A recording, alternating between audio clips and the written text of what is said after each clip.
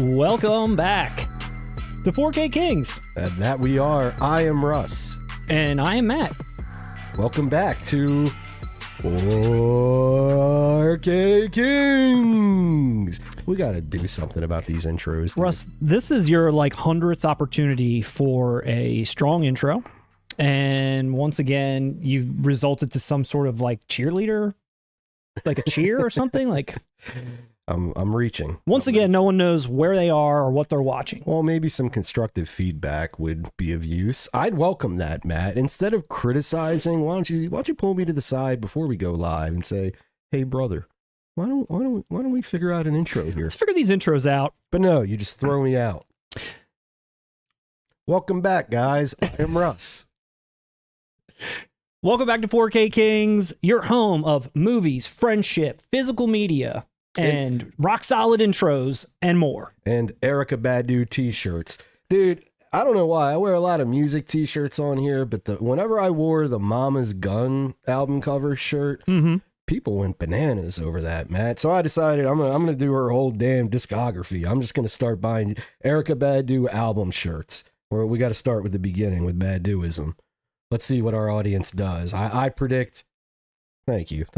I predict a viral moment. You predict a viral moment. Let's bring Erykah Badu back to life, back to prominence through a physical media channel. Erykah Badu has been unsung for so long. She needs the 4K Kings bump. I agree, Matt. I agree. Lindsay, the producer in the booth, how are you? How is everyone out there doing tonight? Hi, everybody. I'm doing great. We've got a lot of people already chatting. I love what Daniel Banks said. He said he's only here because he left work early. That is mighty irresponsible, but we thank you very much. Thank you. He left work early to hear this kick off. Dude, you got to make the hard choices in life sometimes, and you made the correct one. Well, thanks everybody for being here tonight. Thank you for taking off of work, leaving work early, calling in sick, whatever you've done, staying up late. It's late night with the Kings in the UK. That's right. Quit your job. In other territories. That's right, man. Quit your job. Divorce your spouse. Watch the 4K Kings. Let us know where you're tuning in from tonight, your city, state, address, apartment that you now live in because you've been divorced from your family because you had to watch this channel. That's true. 4K Kings are not responsible for any of the bad things that happen from what we encourage. We're not going to give you a place to live if you leave your spouse to watch us. I mean, I can espouse life advice, but I don't live by it. Russ, what the hell is going on tonight? What do we have on the docket this evening? What are we talking about tonight? I feel like we talked about Kill Bill a lot. No, dude. You want to bring it up again? The biggest news I came across. We're going to need that applause. Let me get ready. Here we go. Scent of a Woman on 4K. We are going to get Scent of a Woman in 4K. Hoo-ah! Exactly. I think our work here is done. Our work here is done. We've had this channel long enough to where we now can see Scent of a Woman in 4K. Did you get your copy of The Cell? No, I didn't pick up The Cell. Oh, I thought you were getting that. No, didn't pick that up. Plus, I feel it's got a disc replacement program for The Cell. I don't know why. But no, we'll be covering some obviously physical media news, Second Sight, Arrow, Shout Factory, Criterion, every last one of them I feel like we're going to dabble in tonight. We're going to talk about some of our anticipated releases as well. Yeah. I don't know why our lights seem to be flickering tonight too. We got some flickering lights in the studio. Yeah, I think it's some paranormal activity going on here. There might be. I feel like it's flickering.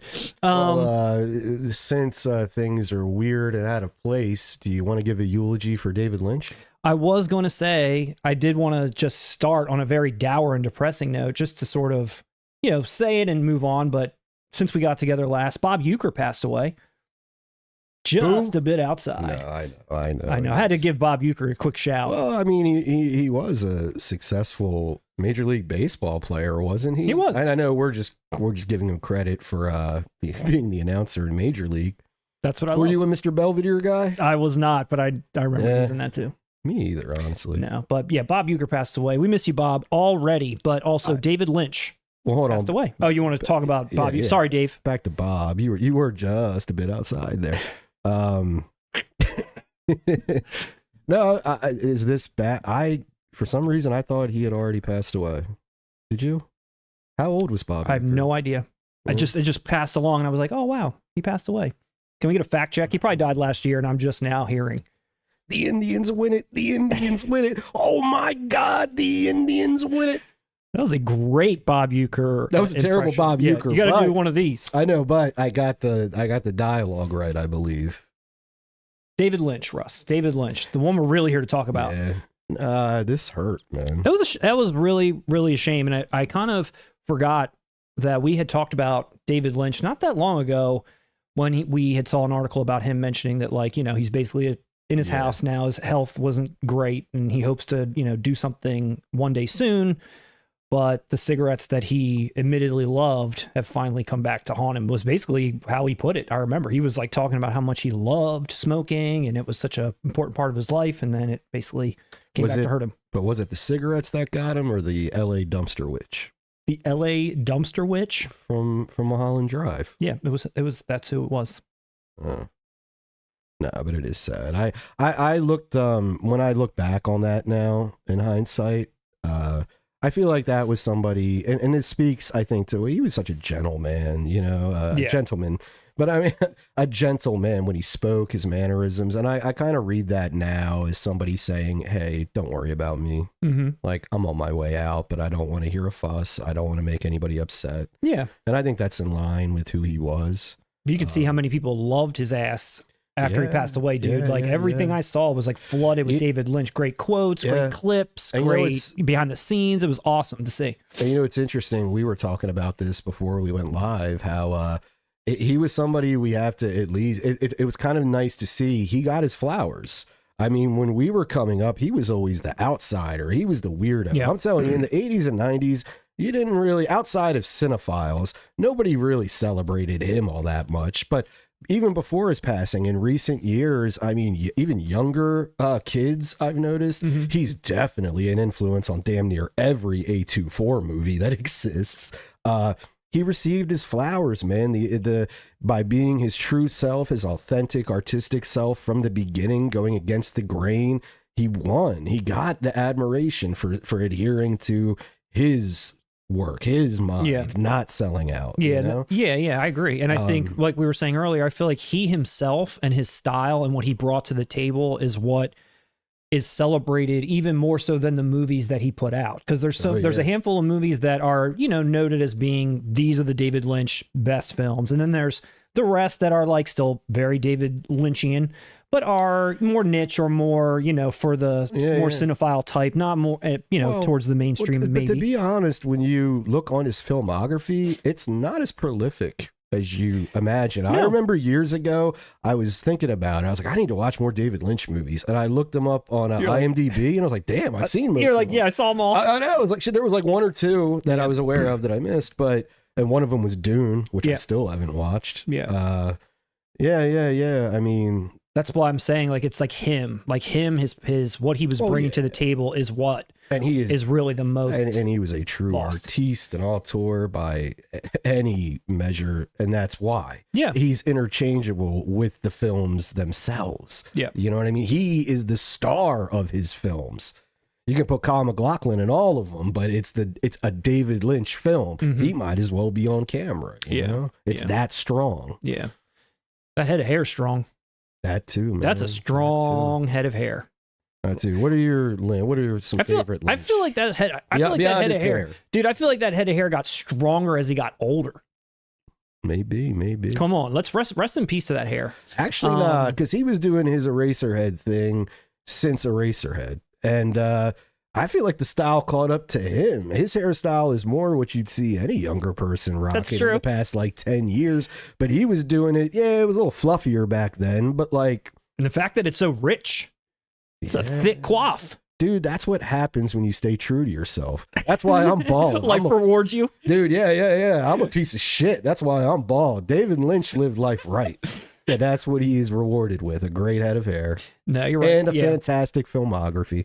His filmography is strong. Like you said, I've seen almost all of it, and it is hard to say, like, even the ones that are really interesting to watch, like, did I like that movie or did I like that experience? I feel like sometimes is how I've approached some of his films. I would throw out, you know, maybe 5 of his that I would say I'm happy that he made that like if we could put it in those terms, like maybe in order of like bottom to top, like I'm happy that he made this all the way to the bottom, because there's some that's hard to say, like Lost Highway. Like that's a really cool, interesting experience. That's the only one I would describe with how you set this up. That's the only one I don't enjoy. I mean, I can't even say that I didn't enjoy it. It's just an experience. Well, that's what I mean. That's what I mean. Well, no, but I'm saying every other film I enjoy. I enjoy Eraserhead. I enjoy Elephant Man. I enjoy Wild at Heart. I enjoy Blue Velvet. Okay, but not Dune.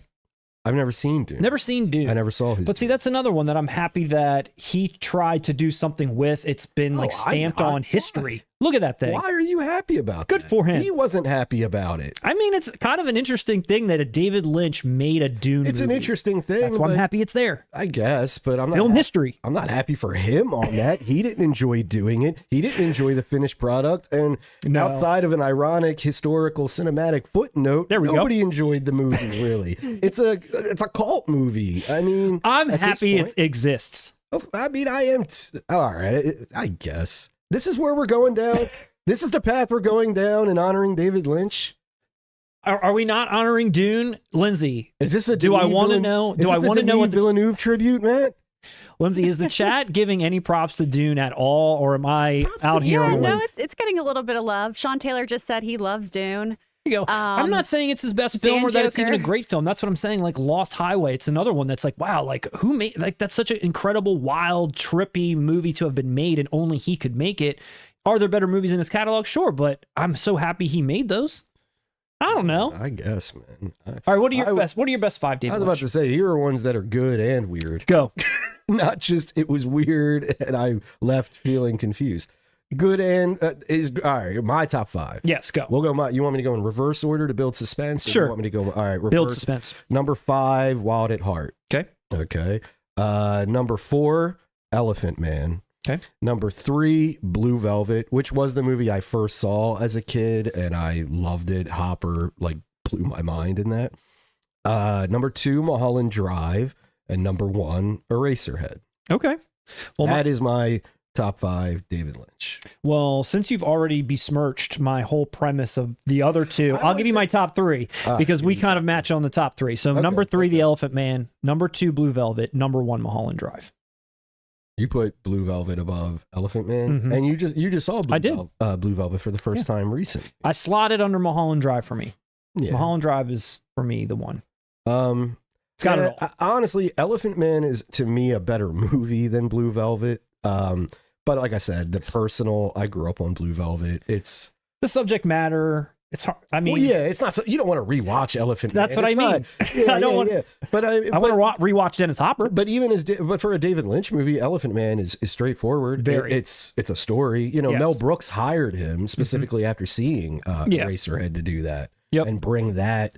He saw that outsider artistic ability, you know, and that how strong it was in David Lynch, which is probably why they wanted him for Dune also. And it worked beautifully in Elephant Man, disastrously with Dune. Yeah. From what I've heard, I know it has its fans, but if it was held in such high regard, I would be hearing more comparisons to these newer ones, which are damn near unanimously praised, you know? Yeah. I'd like to check out the ones I haven't seen, like Inland Empire. Yeah, it's funny, everything post like Twin Peaks, with the exception of Lost Highway, Mulholland Drive, I'm like spotty on. So Lindsay and I were just talking about that, saying, have we ever seen Twin Peaks, which I have not. Yeah. If you guys haven't, you know my record with television. Take a guess. Do you like it? I'm not sure. Never saw it. Never saw it. I'd be curious to watch it. We were too young. And the movie too. And I never watched the movie because it's tied into the show. You and I were too young when that came out. Yeah, to understand. Dude, we were like 7 years old. I remember it being a thing. I remember it being, even for television, it was weird. I remember my mother reacting to it strangely. Yeah. You know what I'm saying? But we were too young to pick up on it.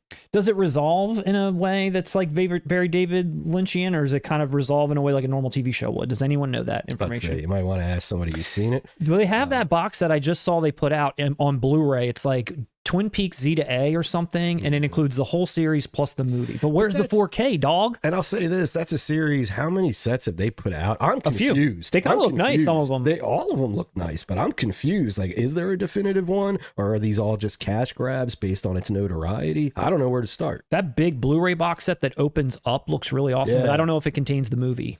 I'm not sure. Well, then I don't know. Criterion put out Firewalk With Me. Yeah. Yeah. So I feel like that's what I would like to dabble in and check out. Lindsay, give me some highlights of the David Lynch. Oh my gosh, there's so much. Oh, good. It's like See? flowing. People love it. Yes. Lots of different number one picks for everybody. But there's a lot of people saying that Twin Peaks is essential and we should have watched that. Yeah. They're saying we should stop the stream, Oscar Burroughs Wrangle. Okay. Yeah. Go watch it instead of doing this. Should we watch it and come back and report? Maybe. I'd like to start it. I'll tell you, but that is, dude, our friend of the show, Roger. Roger.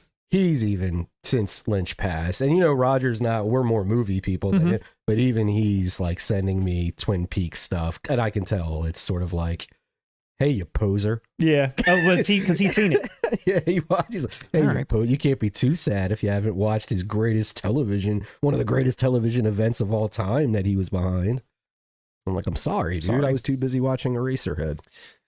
Well, David Lynch, we will miss you forever. Thank you for everything that you did for the history of cinema and all the movies that you put out, all the ones that we love, all the ones that continue to get put out in 4K, which we will continue to enjoy and to buy. Yeah. Hey, his legacy will live on. Yeah. Easily, without a doubt. And Bob Uecker, we miss you too. Anything in the mail for you, Russ? We'll move on here. Anything in the mail? What'd you pick up? This? Well, Matt, the only thing I picked up since our last stream, the only thing that's arrived since the last stream is the Lionsgate standard editions of Kill Bill Volume 1 and Kill Bill Volume 2. I picked up the standards. We discussed it on this channel. I prefer this artwork vastly over the Steelbook counterparts. In person, it looks nice. I like the shine on the It really flips does. there. Oh yeah, and even I like the spines. Oh there. yeah, I they look like how great. they're in unison, just with different colors. I'm more than pleased with this. And for newly commissioned artwork, which anybody who watches our channel knows we're pretty critical on, dude, this Kill Bill Volume 2. That's better artwork than I remember like happening at the time of its release. Yeah, no, it looks great. Like, that's beautiful. That's poster worthy. Yeah, honestly. Yeah, I mean, you got yours from Deep Discount. Yes, and it was a great price. I think when I picked them up from Deep Discount, it was $26.99. That's great. I got and mine. I was like, yeah, I got to get both right now. I pre-ordered mine on Amazon, and as of today, a day after they were to have arrived, it just says we'll let you know when we've got a release date for you. And ordering through Deep Discount, I got them early. I received these last week. I know. I'm really upset that that's not where I went. Amazon, I feel like they have screwed me so many times. I'm lately. I'm off. You're off. It's deep. Dude, it's for me. I'm now Groove. Yeah. Deep Discount, Okay. Orbit, Groove. Don't get me wrong. If I have to, I'll resort to Amazon if it's something very basic that I know I can get anywhere and I can just pre-order And for the not price care. guarantee. Yeah, it's something that, Who cares if it's delayed? like, for instance, again, I'm not talking about the quality of the movie itself or anything, but I pre-ordered the Social Network Steelbook through Amazon. I'm in no rush to get it. I do want it, and I want it at the cheapest price, but I'm not, yeah. it is what it is. I mean, I use Orbit and Diabolic for like box set type deals or limited editions and stuff that they'll get. That's maybe the Arrow or the overseas type things. But I just for steady regular stuff, it's been Amazon. But they, like, again, I don't know when I'm going to get these, and we need to watch these. And I use Diabolic. Actually, we were saying Deep Discount. I got Diabolic. I'm sorry. All right, Amazon. I'm on the outs with Amazon. On the outs. So you got those. Yeah, Nice. yeah, I didn't get yeah, mine. Yeah. I know, and I'm putting off watching them until you get yours, so we can do our review. Yeah, I did not. I did not get mine, but hopefully we'll be getting those soon so that we can watch them and then give 2 reviews. I know we're going to do a Kill Bill review, a Kill Bill 2 review, but Russ, are we going to do a Whole Bloody Affair review Matt, where we do them like go. either we edit them in order or we literally review them in the chronological order? I think that's a great poll for the audience to answer. When Matt and I do our Kill Bill review, how do you prefer it? Do you want it in 2 volumes, or do you want us to mesh it all together into one whole bloody affair? We'll do what Quentin Tarantino should have done. Ooh. Ooh. That's big talk from a man who's never made. Oh no, you were in the zombie army. I'm sorry, Matt. I was in the can, zombie army. yeah, you can talk. You can talk shop with Tarantino. I'm sorry. Well, hopefully we'll be getting those soon. That is the review that we have coming up. Let us know if you want, how you want it. How do you want it? And if you want to send us something, here's our address. Don't forget, we're locked up here at 4 Peddlers Row, unit number 234. And our email address is below. Thanks to everybody that has reached out. I know sometimes we get some very nice fan mail from folks letting us know what they're most excited for in 2024, 2025. We've had some folks send us like their collections, which whenever that happens, we like to throw those up as well. A lot of hate mail. A lot of hate mail that we have to weed through. Yeah. Thank you for everybody that started reaching out about some of those very important positions that'll be available soon at 4KKings. That is true. .org. That is true. We are looking. We had to apply for the grant through the government first for the permission, because I mean we're not paying anyone, but you can put this on a resume as an apprenticeship. Yeah, yes, apprenticeship. An apprenticeship, a 4K apprentice. Trust me, you're gonna want that on your resume in a couple years. No, we're offering money. We're offering money, and if some people have reached out, it's been very nice. It's been very nice. And all our contact information's there. Reach out, say hello. Hopefully, everyone enjoyed our Kickboxer review. One guy didn't. There was one person who did not like our Kickboxer review at all. He didn't enjoy me on it. He didn't like you. He was on a warpath. He was on a warpath to say, "Get this guy off this channel. I need to hear Kickboxer from someone else." He really did. He stopped short of screaming at me. What is it? You were not a Tanaka. I can't even say it. Wrong movie. Too. Wrong movie. Hey, maybe he's right. I shouldn't have been on that video. I'm sorry. And then of course we dropped this as well. Make sure if you haven't seen this yet, if you haven't seen how this poorly underpaid extra got his role completely snubbed out of existence so Kevin Spacey could be AI'd over top of his face. If you want to hear us talk about that, it's a fucking disgrace. It's a sad story. Dude, when we posted that video, what did we get? Like 10,000 in one day? And I felt bad. I was like, damn, we just outed AI Spacey. We're bringing a little bit of awareness to this poor man who has been, like he's probably been telling his friends for years, like, hey, that scene in 7, that's me, not Kevin Spacey. And now it's scrubbed from the record. Oh, they're all going to think he's a liar. That's what I mean. This guy, there's a lot at stake for him. There are some ethical questions about this, though, in terms of actors receiving residuals. Like, if you erase that man from this edition of 7, does he still get like a cut? Like, if they air this version on television where he's been digitally removed, is he still entitled to residuals? That's what I mean. I don't know. Does it go to AI Spacey? It goes to AI Spacey. And what is AI Spacey going to spend this money on?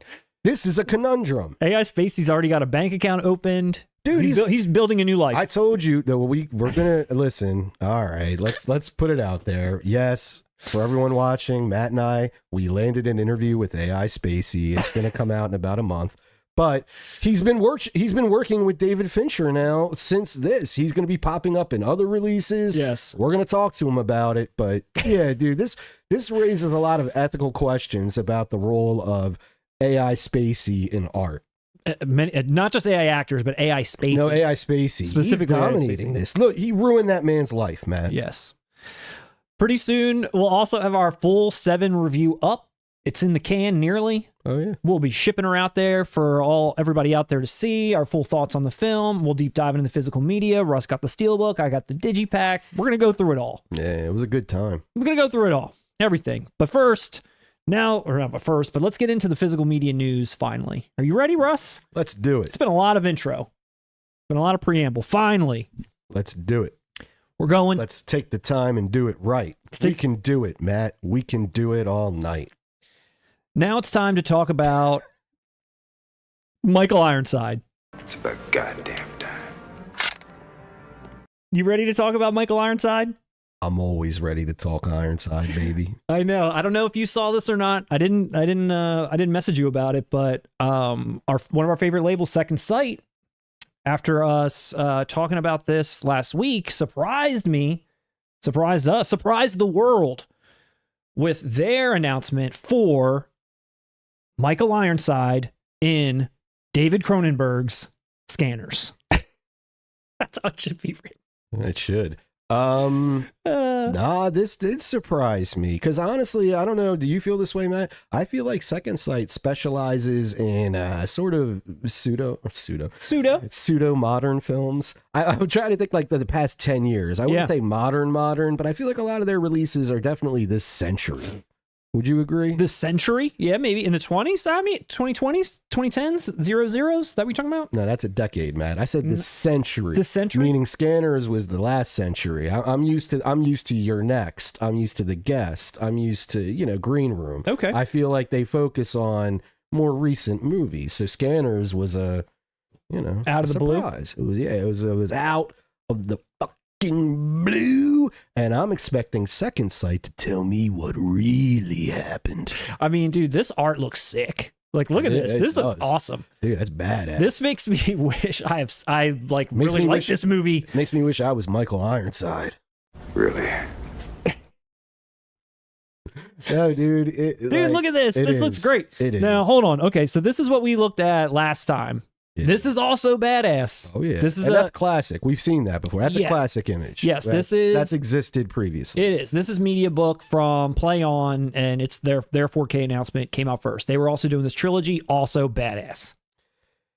That's art. It is art. And then don't forget, Criterion in US put theirs out. No 4K yet from them, but that is badass. Mm. Dude, when have you seen Scanners art that isn't badass? That's true. I don't think you can do it. Dude, it's friggin' We awesome. dare you. We should do a contest. We should ask our audience, create artwork for Scanners that is terrible, and we'll give you, whoever does the worst one, we'll send you, what can we send them, Matt? The handbook for the recently deceased? Yeah, we'll just grab something off the set and mail it to you. Yeah. Here's what's going on with the package. Now, again, this is out March 31st. So this is their two March titles that they're putting out. Let me see. Yeah, so this is what it looks like opened up. It's kind of like the standard affair, the booklet, the cards, like, they'll have the digipack that has like the discs in it and whatever. But I love the color scheme. This like greenish kind of look is really cool. Mm-hmm. The imagery that they use for the cards, like these heads and like even like the people, everybody's got like the glowing eyes, the exploding head. Like, I think they really looks fantastic. Yeah, dude, I think they nailed this one. Yeah, I mean, it's Second Sight. No, I think it's when do they not? Honestly, I mean, what is there left to be desired concerning the packaging at this point? Nothing, and I'm curious to see, what everybody else out there is feeling about Scanners in general, but then also this, or are you going with the German one? Are you waiting for Criterion to maybe do you solid in the U.S.? That's what happened to me with Videodrome. I went Arrow and then Criterion put theirs out. Yeah. So it's coming. Definitely. No, I mean, is this something that you're... I mean, that's what do you think? I told you, and I'll probably catch heat in the comments. Catching heat. But yeah, Scanners, I enjoy Scanners. I like it, but it's not in my favorite Cronenberg. Actually, you know what older Cronenberg film I like more than Scanners, and we didn't cover it, but it's getting a 4K, is The Brood. I think, I don't even remember. I saw it after we did our last live stream and we covered a version of Scanners, didn't we? Yeah. Yeah. And then I went home that night and I saw The Brood. I was like, damn, we forgot to mention that. From Play On also. I believe. Is that what it was? Mm-hmm. Yeah. I prefer that film to Scanners. But I understand Scanners' place. I understand how iconic the head explosion scenes, I guess, happens in the beginning and the end, I believe. But I've told you that's like beyond those two iconic scenes in the beginning and end, you kind of have a middle movie that's a lot of chasing and no Michael Ironside. And I remember... yes. And I remember... And I didn't grow up on this. Yeah. So that might have a nostalgic... I'm a little... I saw this older when I was later in life. And so I went in, I wanted that Ironside. I wanted Ironside exploding heads every 5 minutes, Yeah. I mean, he does that in every other movie. Yeah, the comments that I saw for this were about mainly aimed at the main actor, whom I'm not familiar with. Him not being that great of an actor. He's not, and I don't remember. I remember like when he does like a whole thing in a mall where he's being chased, and you're right. Like, dude, to this day, I don't even remember the dude. But yeah, he's the main character. And I just remember seeing comments that people were saying that him specifically is not that and great. It's one of those things. It's not bad at all. But when you're looking at, okay, this is David Cronenberg. Yeah. This is, great imagery of like head exploding shit. Yeah. It's like you're going in with high expectations. No, I got you. Yeah, no, I mean it does look really awesome. And I think, God, I'm sure it's going to be something that the quality of the packaging, I'm sure, is going to be top notch. And I know, I don't know if you saw also the other announcement from them is that they're also putting the Brood out. You dick. Okay. You were mentioning the Brood, but so was Play On too. They're doing like a media book thing also, but now Second Sight is doing. That means Criterion's going to be putting out the Brood in 4K because they put out the Blu-ray of it. They did. Here. That's it right there. So they've done the Brood in the Blu-ray for the US, but then again, Second Sight is now doing, which this is pretty cool too. Cool. It's March 31st. And also just to mention on Scanners, like almost everybody's coming back to do an interview. Like it's all these brand new interviews are on there, except for Cronenberg. But Michael Ironside. Really? Thank you. I don't know if they got him back, actually. I think maybe they did. I have to take a look. But kind of a similar situation here. I think this art, and I don't really know the Brood that well. I think this art's pretty striking too. This is badass. I think so. Wait, Second cool. Sight's putting this out as well? Yeah. All right. Do you want to go half? I'll get the Brood for myself. You get Scanners. Man, look at that. I like. Is this because I like this movie a lot. This is I'm buying this. Okay. So, but Scanners, I told you, Scanners, I'm 50-50 on, and I'm probably the only person who's gonna ever say that. But I enjoy this movie a lot. Let's go to the people really quick before we finish the Brood. Lindsay, did you do a poll for about the Kill Bill 1 and 2 editing? No, I did not. Okay, that's fine. I'm so sorry. Skip that poll. But we had like one person say they would like 2 volumes. Another person said the whole bloody affair. The whole bloody affair. So I think it's 50-50. Do a poll. If you had to buy one or the other, would you go the Brood or would you go Scanners for Second Sight here? I bet Scanners is going to win. I'm just curious to see. I think I'm in the minority. I'm curious to see what our crowd is like. Yeah. What kind of crowd we got. I mean, come on, look at those little dudes holding hands in the road, Matt. You gotta, come on, you gotta. I mean, if you're a fan of Cronenberg, I'm sure you're stoked about this double bang coming out, period. I mean, that's really cool that you're getting 2 of these out in 4K and really nice editions no matter where you go. And let me also state, okay. I own the Criterion Blu-ray of Scanners already. So this would be an upgrade of a movie that I'm already kind of 50-50, and I own a copy of it that looks good and has great features and all that. Yeah. So I'm not shunning the movie entirely. It's just that one falls into that camp of I'm not ready to upgrade. Ready to upgrade. Okay. While that poll is running, one more thing has been teased by Second Sight, but nothing has officially been shown. There's a movie that is coming out in February the 11th. Here in the US in 4K for the first time, and Second Sight teased that they're also picking it up. So for people that are fans of this movie, you can kind of like decide.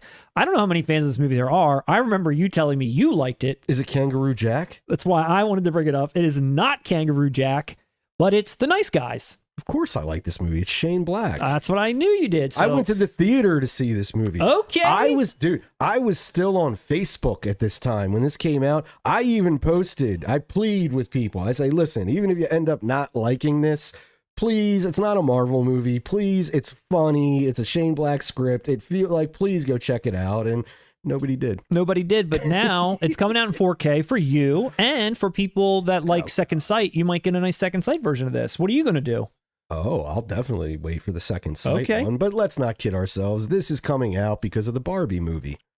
Is it any coincidence that right where it says Private Dicks, you can see a bulge in Gosling's pants? I don't know, but it says a lot about you, man. I mean, I just had to take a look and see what I read the whole title, The Nice Guys, Private Dicks, and I just, wow, I feel like somebody's packing heat. Yeah. Either for the picture here or in real life. I think it's safe to say it's a double entendre. You think so? I think you're on the money with this one. You think that's what they did? Yeah, it's safe to say. Okay. And you never watched this. I didn't. No, I'm not saying it's the best thing Shane Black ever did, but it was nice, man. Just to see, dude, he's made the same movie over and over again. It was nice to see him make it 20 years later. You know, like do it again. He hadn't done it really since Kiss Kiss Bang Bang, and it was nice. You got Russell Crowe, reliable. Gosling's all right in it. You know. All right. Definitely worth a lazy watch. Okay. I'd say that. Well, while I'm going to give the chat one more second to do the poll there. But I wanted to, since we're kind of on some UK stuff, I wanted to show you something. Damn, but real quick, should I hold out on Second Sight and do the Brood and Nice Guys at the same time? Or will the Brood sell out before Nice Guys is announced officially? Nobody knows when this is coming out. So I should go with this one. Unless you want to wait for the Second Sight one. Just got to wait for it to be announced. Announced. It hasn't been. How has it been announced? They said they're doing it. Rumored. They themselves have said it. Second Sight official has put it out. Okay. But the Brood will probably sell out by the time that happens. Who knows? You think there's a big audience for the Brood?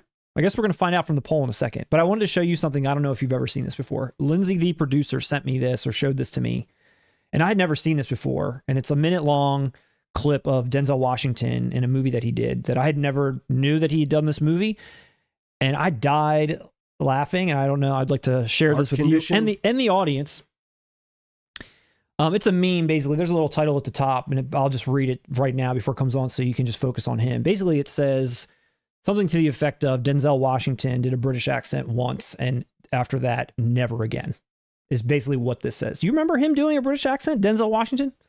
No. All right, all my UK folks out there, tell me what you think about Denzel Washington flexing a UK accent for the first and only and last time. Since you were born in St. Lucia, you have to come into the country. You no longer have citizenship of the United Kingdom colonies. Well, I could die for the United Kingdom and colonies, can't I? You can put me out there as a front gunner to get me bleeding head blown off. I'm British then. Yes, but you still become British. All you have to do is send a check to £200. Send it to me. I'll hurry up. You don't understand, do you? The £200 has got nothing to do with it. I think, particularly. Appreciate. You don't appreciate nothing. Where were you when the bullet started flying? Are you behind your desk, hitting yourself like the rest of your car? Well, I was out there in the cold, in the dark, in the shit.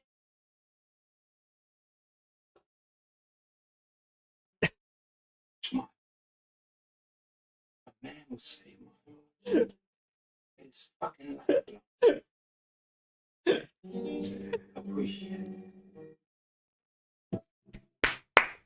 Give that man an Oscar. What happened? What happened to? Why didn't he ever do British accents again? Well, yeah, we have to ask our UK viewers because one, I am terrible at hearing bad accents versus good. Oh ones. my God! Are you kidding me? Shit, I am. Hold on.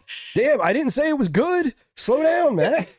I'm being honest, but to me, what was really funny. All right. Was that no? I'm not used to that at all. No. So it's really funny seeing the always American English Denzel Washington doing that is very jarring and funny. But I honestly can't tell you if it's bad. Half the time he was talking just like Denzel. There, like half the time there was no accent, and the time where he was trying to get one out, it was so terrible. I told you, I'm being you honest. are the worst person to show this to. I am, dude. I am. You can.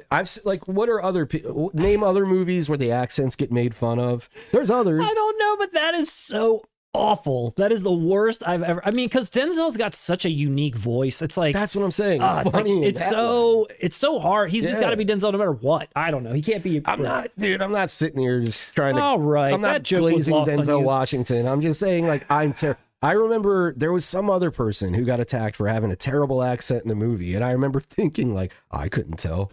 I have no clue with that. That was a wasted bit. I should have shown you that beforehand. Nah, if you would have given me that reation, I wouldn't have done it right now. But I'm still going to do this. Stand up.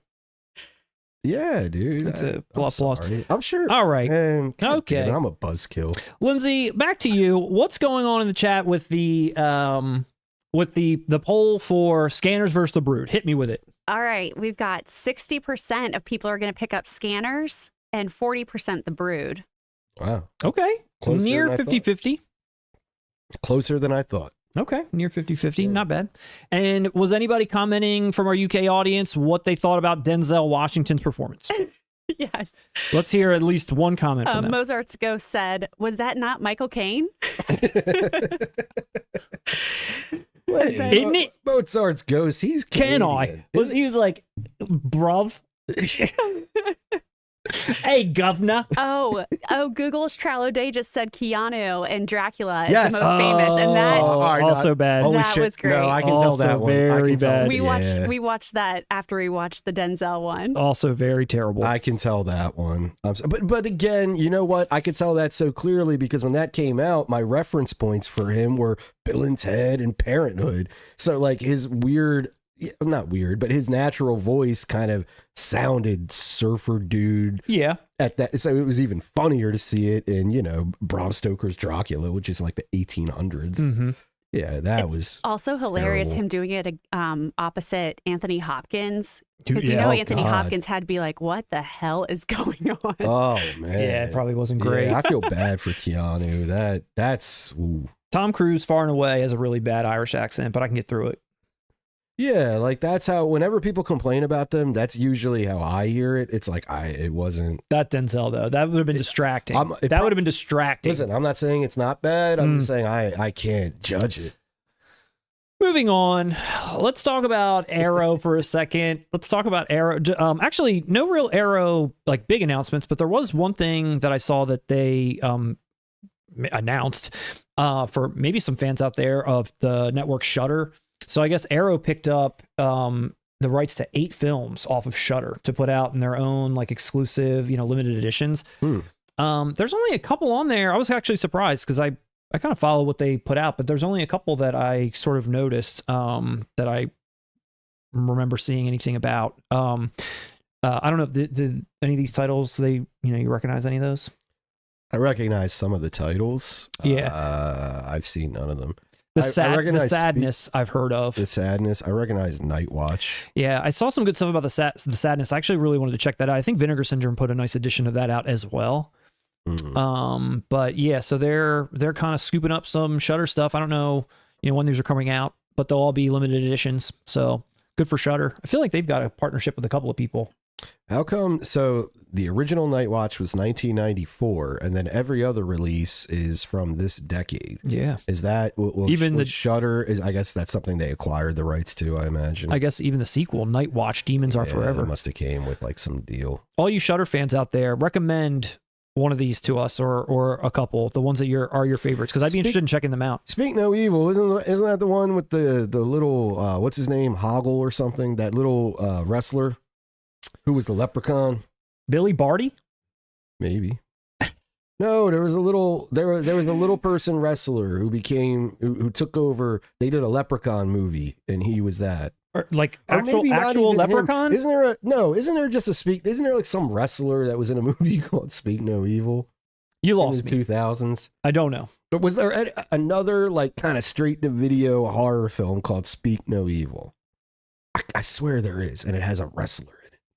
And Is I that don't the know one with like why. a monkey with like... No, that's Monkey Shines, and that's the 80s. No, I'm talking about this would have been this century, called Speak No Evil. It looked like I only know movies from last century. you're better off. All this century talk.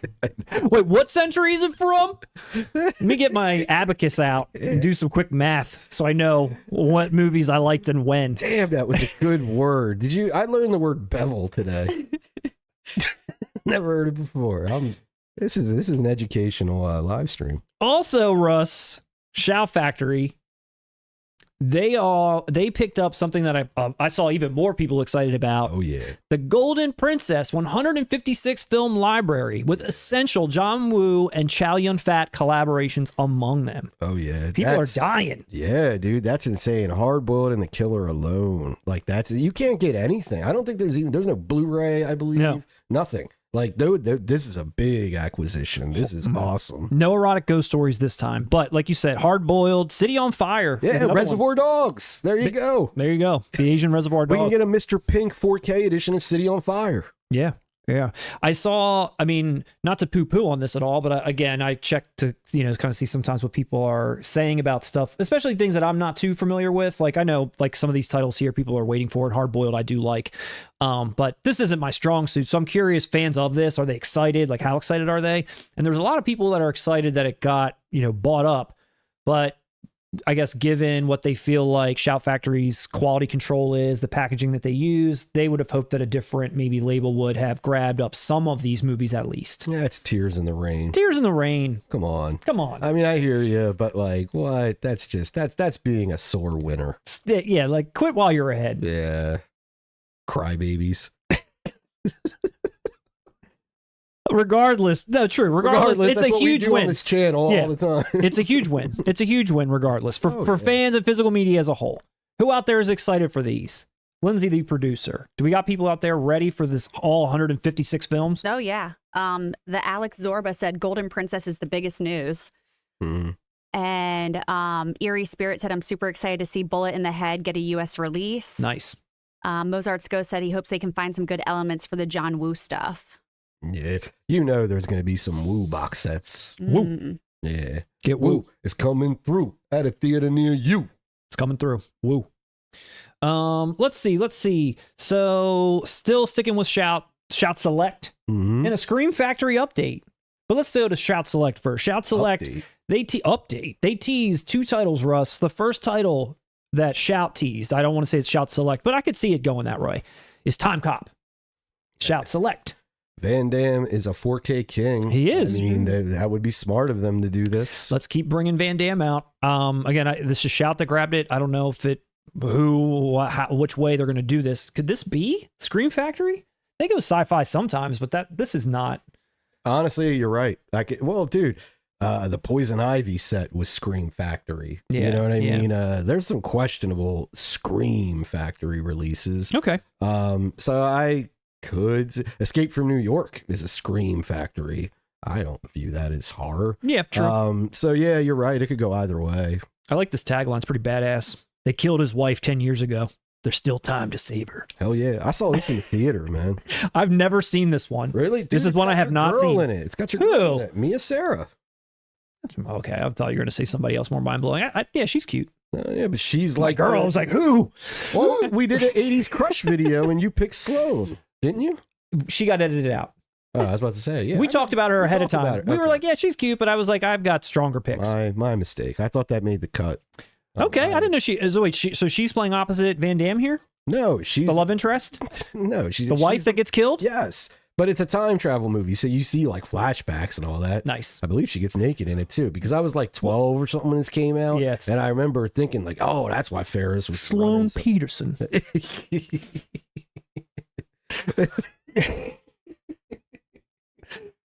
So wait, Rooney, what the fuck? See you out there. What did you say? Have some words. See you outside, Buster. We'll do lunch.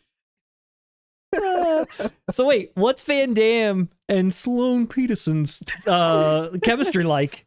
Oh, Ed, oh. That's the best. Out of everyone that's doing impersonations in that scene, that's what she chooses to do. Eating clerk. That's what she wants to represent him as in her. Dude, dude, that's the clerk's best. Hilarious, dude. What is Van Damme and Mia Sarah's? Yeah, you said it. What's their chemistry like? They're barely together, from what I remember. Okay. I mean, but I'm just saying because she's the plot. But it's sci-fi. It's like futuristic shit. You see flashbacks and stuff. Oh, shit, I missed the second tagline. Murder is forever until now.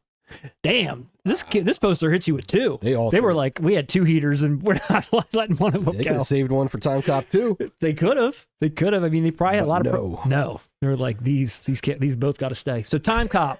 4K TimeCop. Matt, you should get that tattooed on you as a quote. Murder's forever until now. Get that on your back, dude, in like some badass font. It's like some memento shit. Exactly. Like tattoo it on me. Exactly, dude. And then when you go to the beach, you just take your shirt off and somebody will look over. Murder is forever until now. Oh man, nobody's gonna fuck with you ever. TimeCop? I got TimeCop. Is he a TimeCop, do you think? Probably TimeCop. They'll know I'm on a mission. Nah, no references to Time Cop. Just that quote. Like, actually, even put like roses around. No, they'll it or still something. think I'm a Time Cop. No, I don't want any association with Time Cop. I just love that quote and put like roses around it. Put something like what the fuck? Is I'm this saying guy when on? someone sees it, they're gonna think I'm a Time Cop. I'm not gonna reference Time you're Cop right, the movie. you're right. They're gonna be like, "Holy shit, that guy's a Time And they Cop." might try to take you out. Don't do this, Matt. You're right. I don't want to put your life in danger. Murders forever until now. What about Double Impact? Let's get Double Impact in there. Is that the other rumor, or No. you're just suggesting? That? No. The other rumor is this, and it's not a rumor; it's a fact. Hooah. Son of a Woman is coming in 4K, and I think this is Shout Select. All right, now I am gonna glaze Denzel. He should have won the Oscar that year, not Al Pacino. I don't care what anyone says. Al Pacino won this year. That's right. Against... And it was a legacy win. That was like one of those moments where it was like, damn, we didn't give it to him for The Godfather. Damn, he didn't get it for Serpico. Damn, he didn't get it for Dog Day Afternoon.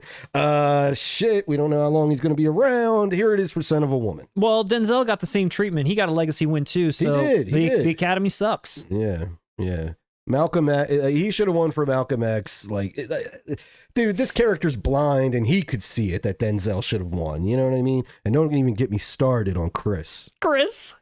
We're not even saying his last name, man. They tried to make him something. Oh, they did. They tried. It didn't work. It didn't stick. They tried to Ryan Reynolds him so hard, and it did not go the Ryan Reynolds route. Because he wasn't cute enough to be like lusted after by the women at by and large. He was skeevy. And then he couldn't really be Hackett as a leading man either. No, and he was fucking annoying. He was Robin. I watched like parts of Batman Forever. Dude, he sucked in that too. I got a weird... Name one good Chris movie. I was going to say, I got a weird side glance from the producer in there on my Chris Connolly. You made it sound like he's like a dog. Chris O'Connell. He's pretty attractive.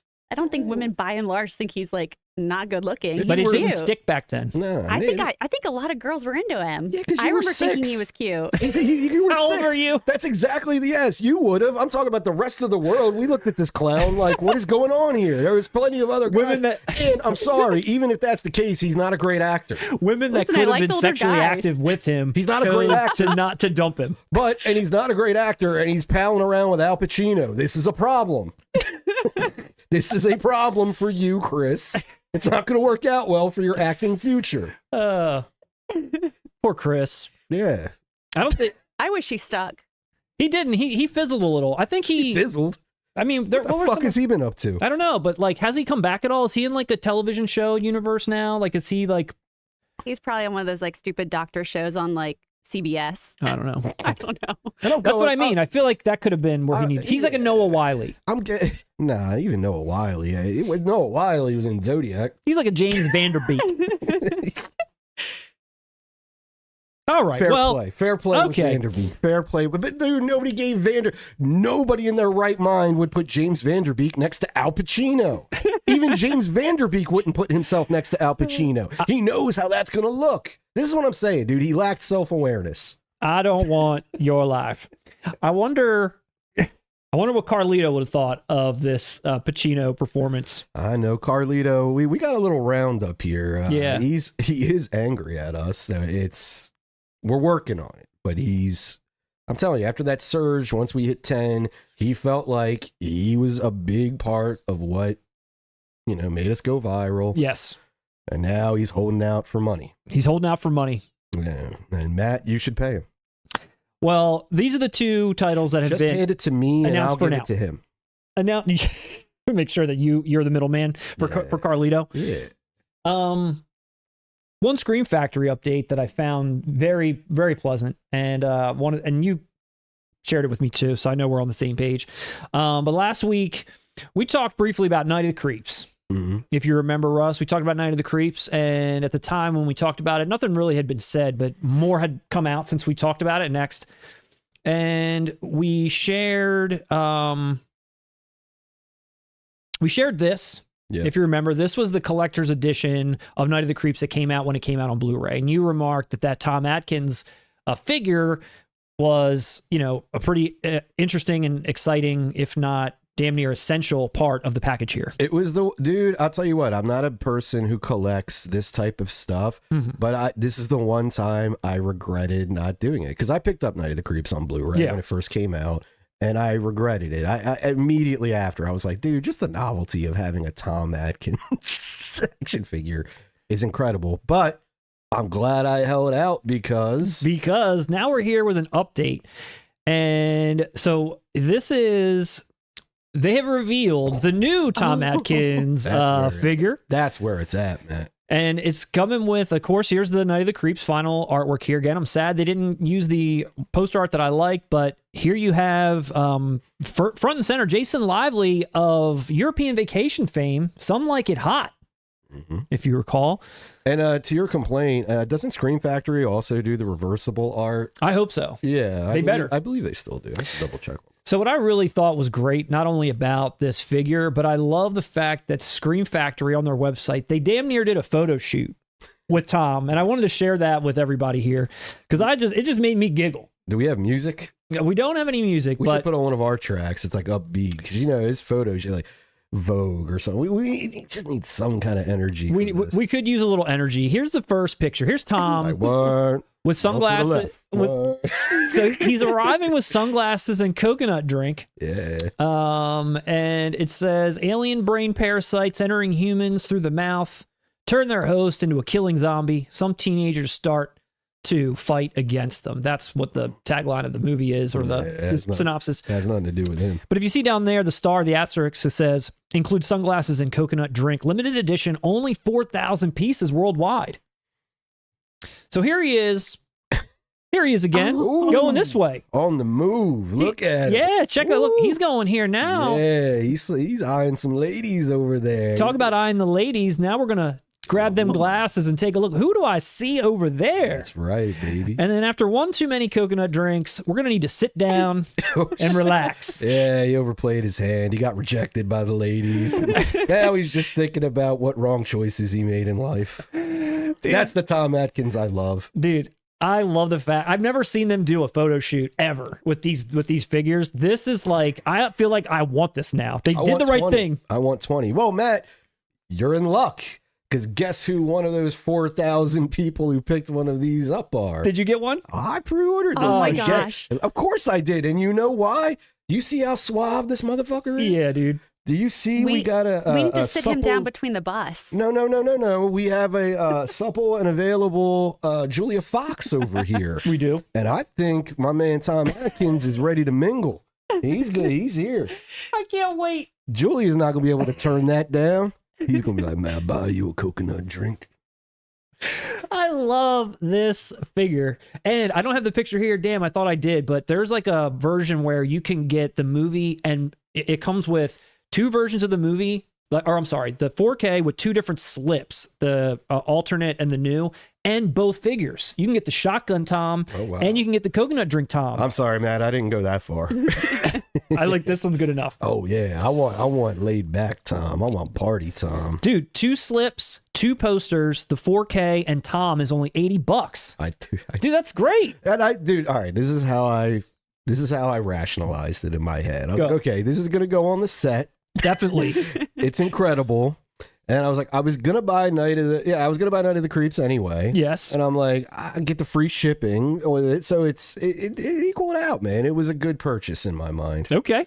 I think he's gonna end up. You know what? I think this may be the first year where an action figure is gonna end up on my top 5 physical media releases of the year. Not the movie, just Tom Atkins. Just Tom Atkins himself. He's probably gonna come in number 2, number 3. Yeah, dude. Maybe number 1. I don't know. Nah, dude, that looks great. Fantastic. You know what? Scream Factory and Shout, they've gotten a lot of guff over the couple years, especially in the 4K game, as far as, you're just rehashing shit you put out. You're not acquiring new titles. This makes up for it all. It does. This makes up for it all. I agree. Well played, Scream Factory. Well played. Well played. They did a great job. They did a great job. So moving on, no more Scream Factory talk. Well done, Scream Factory. What else can you talk about? Exactly, dude. Forever. No more Scream Factory talk. There is nothing else. No more Scream Factory talk, but we'll talk about, move over to Criterion. They announced their April slate as well. Mm-hmm. Keeping it classy. with a bunch of titles that, I'm kind of unsure about. I like Class. I don't know about you. You like Class? Okay. I like Class. Well, they here's what they're coming with. Here's their 6 titles. Oh, that's Class. You got Chungking Express, you got ANORA, you got UGETSU, you got BASQUIAT, Some Like It Hot, and 2 films by what's the Jean Florette, Men in Spring. Hold on, where's the thing? 2 films by Claude Berry. Claude Berry. Okay. Chungking Express. Big fan. Big fan of Chungking Express. So, well, hold on, we got a bigger fan here with us. We do. So I wanted to talk about Chungking Express, which is a movie coming out in 4K from Criterion in April 15th. Quentin Tarantino presents Chungking Express. At least that's how I remember Chungking Express of the 90s. That anytime you heard Tarantino give an interview, like Chungking Express got brought up. Yeah. Wong Kar-wai, I believe is how you say the director's name. There was like a Criterion box set that got put out of his films, and this was in there. And now they're putting it out on its own. Good for them, man. So not really much coming with it by way of like features or anything else, just obviously the 4K restoration. It comes with a cassette single of California Dreamin' by the Mamas and the Papas.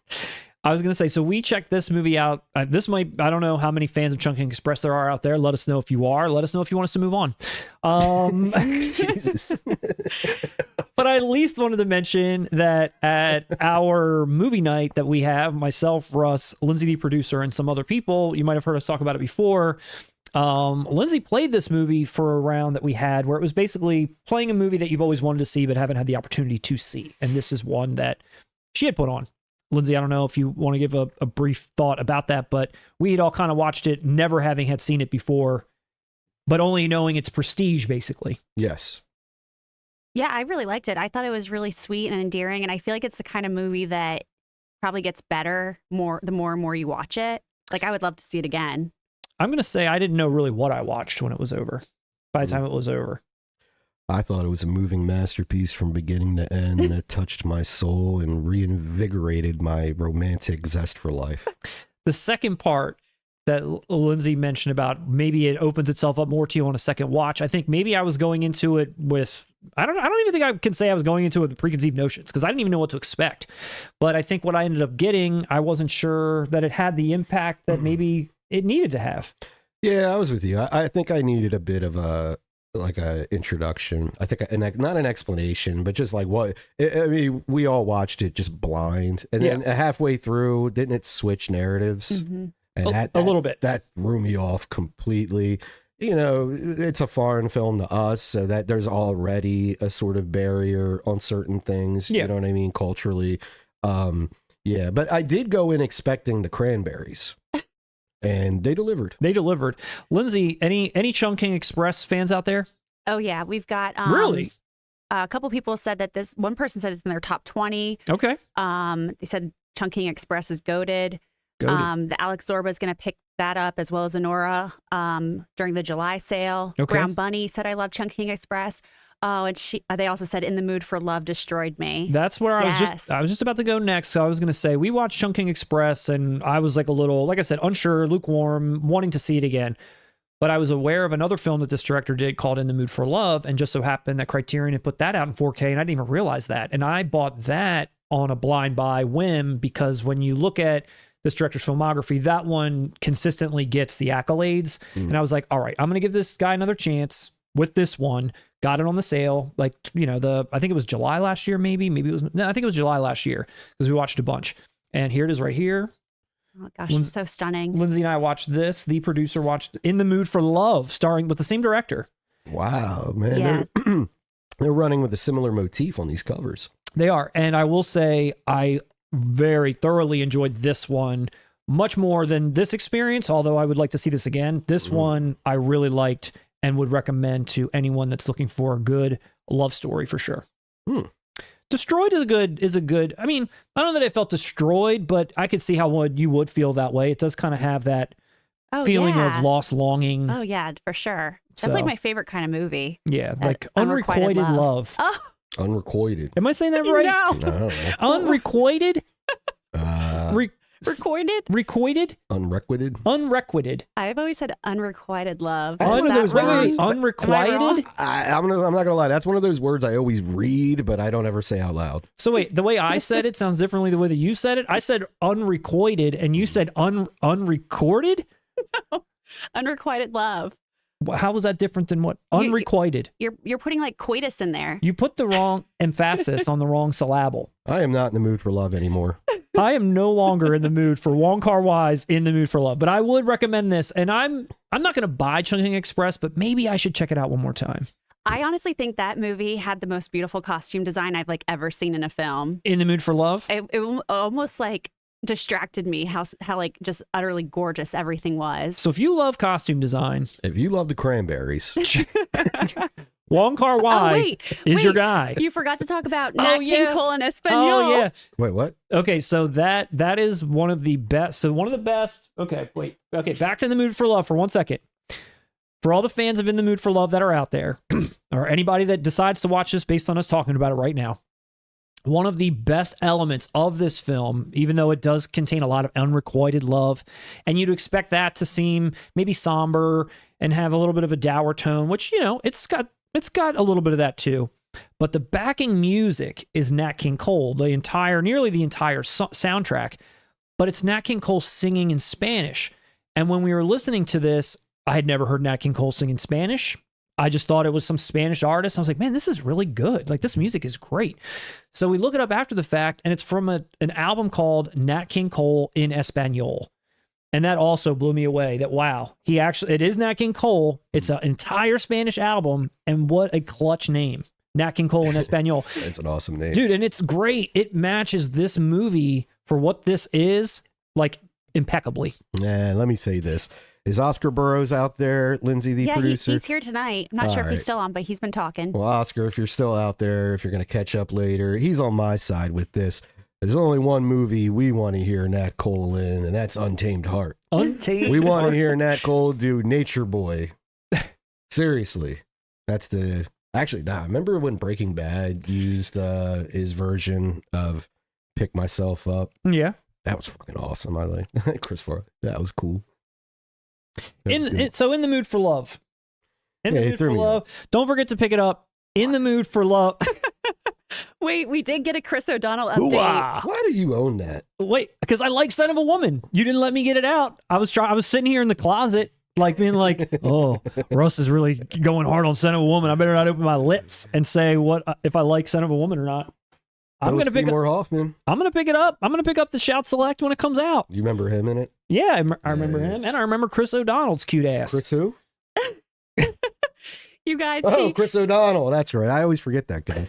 He is on a television show. He's on NCIS LA. There you go. Him and Mark Harmon. Matt knew that. I'm glad he's getting some more. Yeah, but you know good. I looked up his filmography. He's in a ton of movies. He did a lot of work. He probably got tired and just needed to be done for a bit. Yeah. He got tired of working. He bowed himself out. Yeah, he did. Chris O'Donnell got so overworked he had to leave the industry. If you look at his filmography, he had like 10 movies a year while he was like doing his thing. No, it's not that. Like, Yes, I it hear is. you. It's not the overworked aspect of it, but you're right. When you're that prolific and you live in the limelight for so long, you're recognized everywhere. It's hit after hit after hit. You got to stop. Do you remember our famous segment, Name That Willis? We should do a Name That O'Donnell where I just grab like 100 of his movie posters. Nobody could do that. Chris O'Donnell Take the couldn't do titles it. off. No. And make you guess I the bet us titles of ladies Chris could do it. O'Donnell's movies.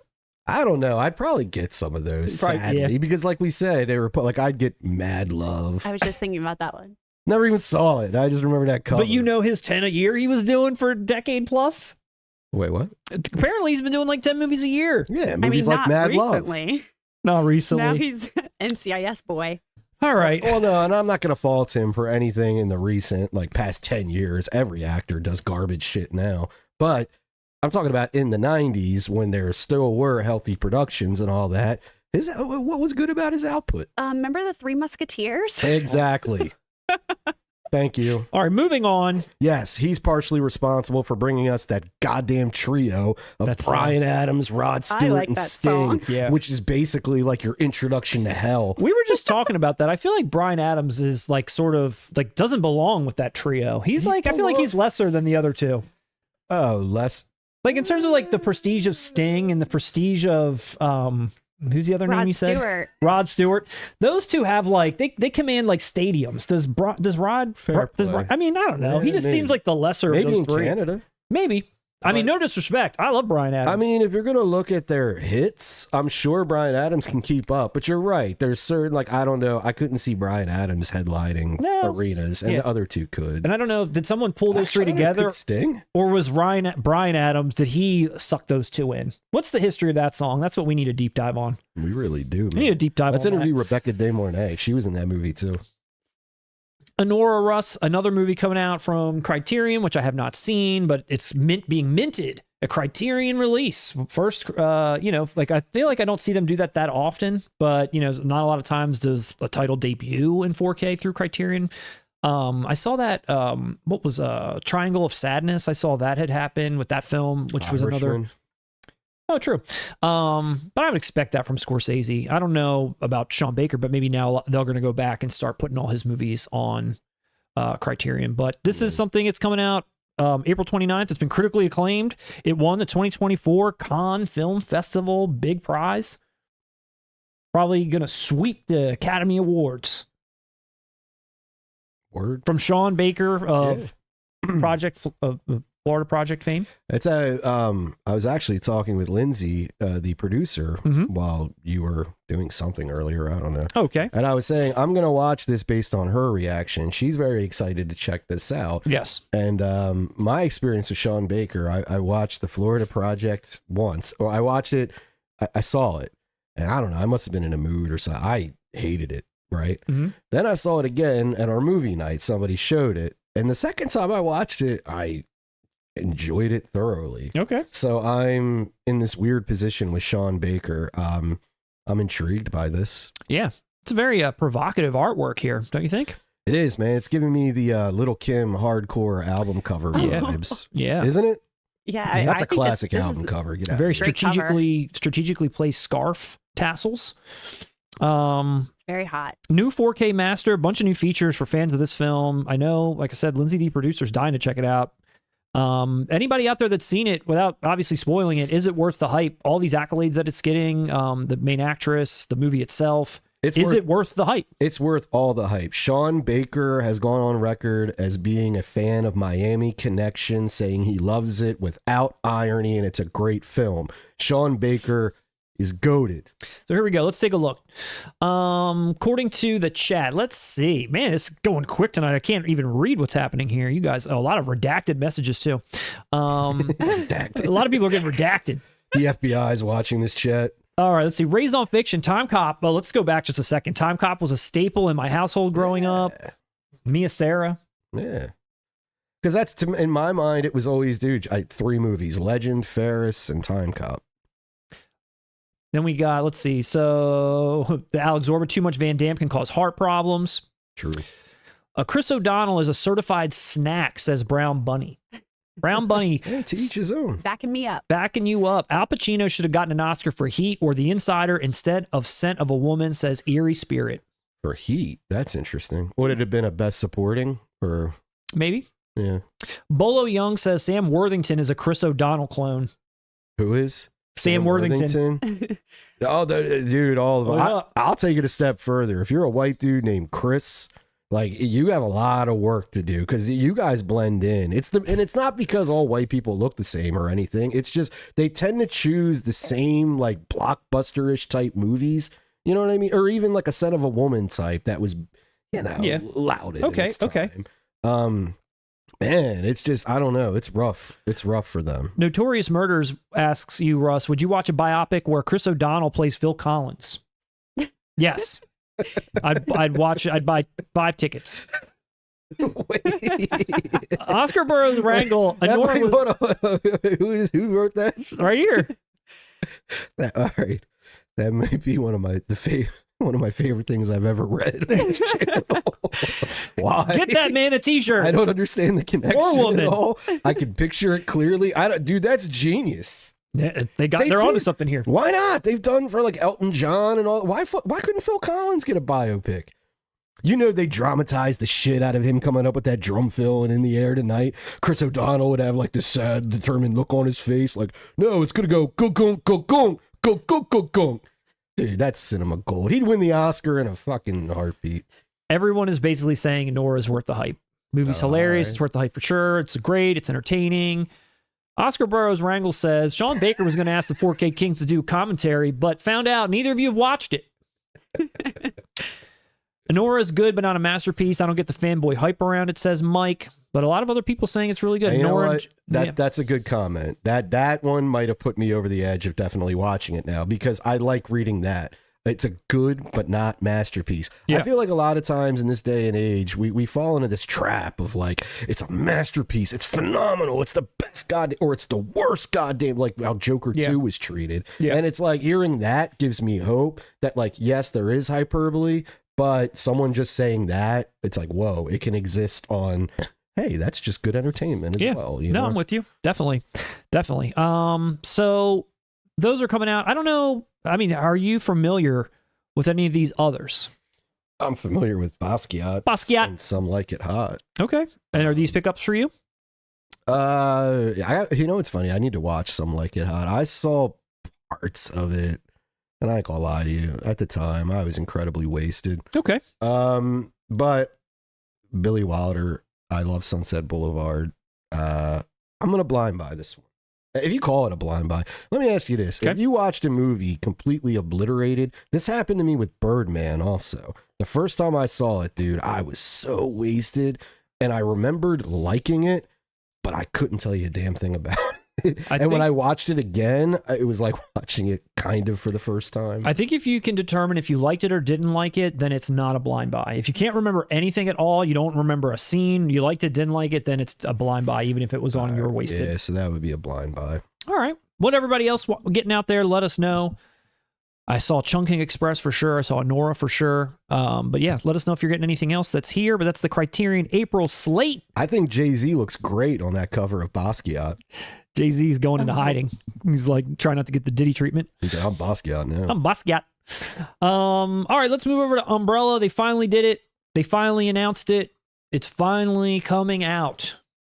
Again, maybe a small population of people. I don't know, but I'm sure if you've been in this space for a while or you've been paying attention to anything Umbrella's been talking about, they've been teasing The Fall in 4K from Tarsem Singh, which is a movie that is one of those movies you hear people reference about trying to get on 4K for so long just because of how visually stunning it is and how beautiful it looks and the imagery.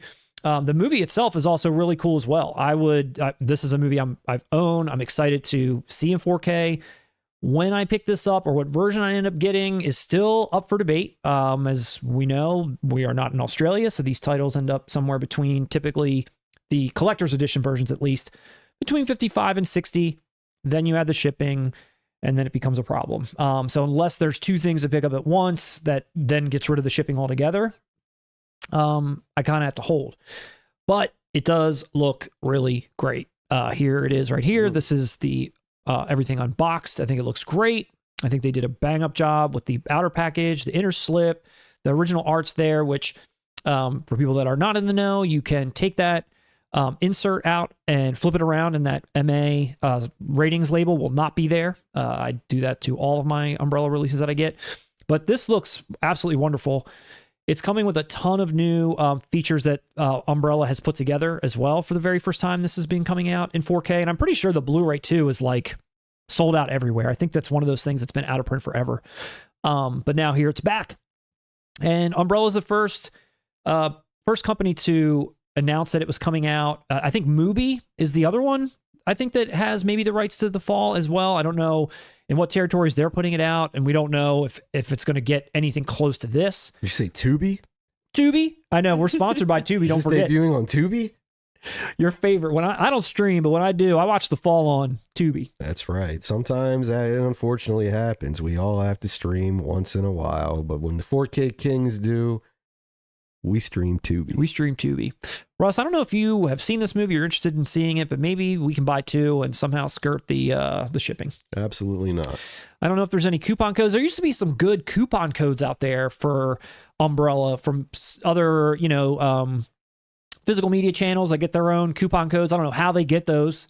We don't have one. How come we don't have a coupon code? We should have a 4K Kings, whatever, to get 15% off somewhere. That is true. What's up? I know. We should just start making shit up. Like, hey guys, you like what you see? Well, if you want to order this, head on over to Diabolic DVD and put in coupon code Kings15. Yeah, Kings15, and they'll give you nothing because we're nobody. It'll say like this code doesn't work anymore, but we can just say that it's just because it's like used up now. Whoa, dude, that's actually a brilliant way of putting. Wow. We need a coupon code. We need a lot of things, but that's what we should have. Just to appear legitimate. Can someone give us a coupon code? We're begging. Why are we begging at this point? We should be getting these things. We're begging for coupons. I know. I feel we are begging for coupons. It's a shame. Please help me. I'm poor. Let me get the unit address up again. Please send Matt. Delaware Unit 234. Please send Matt one of those random mailers with like grocery store coupons and shit in it. Times are tough. Those value pack. I will say most of these editions from Umbrella are 55 and the fall is 60. They know what they're doing. Ooh. They know what they're doing. Why? Ooh. What's with the extra $5? Is there $5 extra of something else? I don't think so. Looks the same as everything else I've ever gotten. And when you go on their website, you can pre-order a lot of stuff for 55, but this one's 60. I'd like to know. We need a $5 off coupon. Make it right. Not ordering until I get that coupon.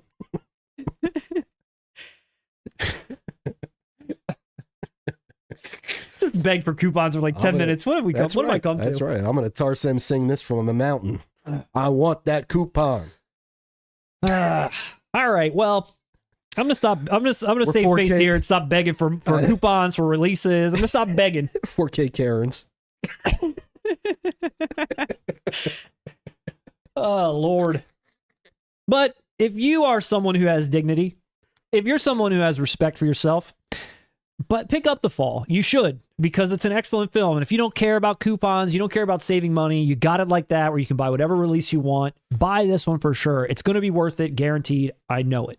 Not to mention that Umbrella does a great job with all of this stuff. I'm sure it's going to look great in person. The features that are on there are excellent. They might be exclusive to Umbrella. I'm not sure. I'm probably going to have to wait and see, and this will probably sell out, and that's going to be that. It's going to sell out. It's going to sell out. It's going to sell out. It's okay. It's going to sell out. But moving right along to the final news of the night before we talk about and close out with some of our anticipated... Excuse me. I apologize. A couple more items before we close out with our anticipated 2025 4K titles. Okay. Some Lionsgate limited releases, some other things that have been shown by them. They're pumping them out. It seems we talked about Apocalypse Now. We talked about The Conversation. We talked about you needing a cough drop. Man, Matt, it's live. We are live. Some water, Russ? Oh, I have some. It's not working. The Kill Bills. The Jackie Browns. Keep rolling. Keep rolling. And now we're back with Your Next. Now, you picked this up from Second Sight, and now they're doing it in a steelbook. Which looks kind of cool. I mean, for the movie, for what it is, you got that slide down that says the painted blood, You're Next on there. Yeah, if you didn't get the Second Sight one, this looks awesome. Jump in on it. I like how it's like the morph of all three of their masks. Yeah, it's pretty cool. Not too shabby. And then another movie that we got shamed for not watching when we talked about a Studio Canal version of this next film that had like a huge pop-up like Ferris wheel. I don't know if you remember that, Russ, when we talked about The Third Man. Oh, I thought it was Bowfinger. Yeah, Eddie Murphy's Bowfinger. I get shamed for that all the time. That you like Bowfinger? No, I've never seen it. You get shamed for not seeing Bowfinger? I've been physically bullied about it. Well, what about Third Man? Nah, nobody cares. With Orson Welles and Joseph Cotton. This is I like this steel. This thing looks pretty cool. No, it's badass. What's the slide down? I don't like the price. What is the price? It was more expensive than Jackie Brown when I went. Were you going to pick this up? I was looking at it, but I was specifically making sure I got Jackie, and even let's just say I'm glad we formed a relationship with Lionsgate. Did we? Lionsgate, if you're out there watching The Third Man, do the right thing. Send it to these two men. I pre-ordered both Kill Bills and they're not even here. No one's sending me shit. We're struggling to show you guys. Come on. Lionsgate, do you need a shill or not? Do you want me to say positive things about all your releases or what? I bought Bloodsport, and which, by the way, is fucking nice. But this looks really good. I'd be interested in checking this out. I mean, I heard nothing but good things about it when we talked about this the last time. All right, Russ. Well, you're really not giving me much to go off of here. Let's look at this cough. You still got a little cough. Well, Russ has still got a cough. Russ has got a cough. I'm dying. 2 other Steelbooks that I don't have images of. I thought they were temporary anyway, but some more Clint Eastwood stuff is coming out as well. I don't know if you're a Dirty Harry fan or a Pale Rider fan. I like Clean Larry better. Josie Wales fan. Those are all coming out in 4K Steelbooks from Clint Eastwood. I like Josie Cotton. Russ, let's move along to your most anticipated titles now that you can talk again. Maybe. Or do we need to go to the chat first? Yeah, let's go with the chat. I'm sure they're making them. They're all worried you're dying. Yeah. Oh, shit. Love Your Next. Yeah, it's selling out. Russ, don't die. Russ. Oscar Burroughs. Russ has the bird flu. Moritz Lamp. like Yeah, it, Third Man man. is great. Not sure the Steelbook is required for that release. Oscar, if I die during see. a live stream, make sure you use that as a selling point for them to put out Untamed Heart. Be like, that was his dying wish, Kino. He needed it in 4K. Umbrella 15. All right, we've got a possible coupon code. All right, here's all the coupon code talk. Let's see. Mubi, not Tubi.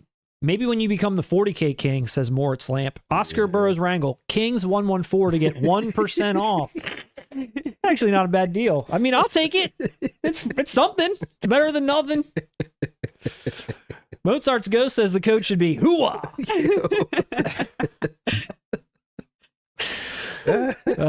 Nice. Why does Commando not have a 4K? Oh my God, you are so right.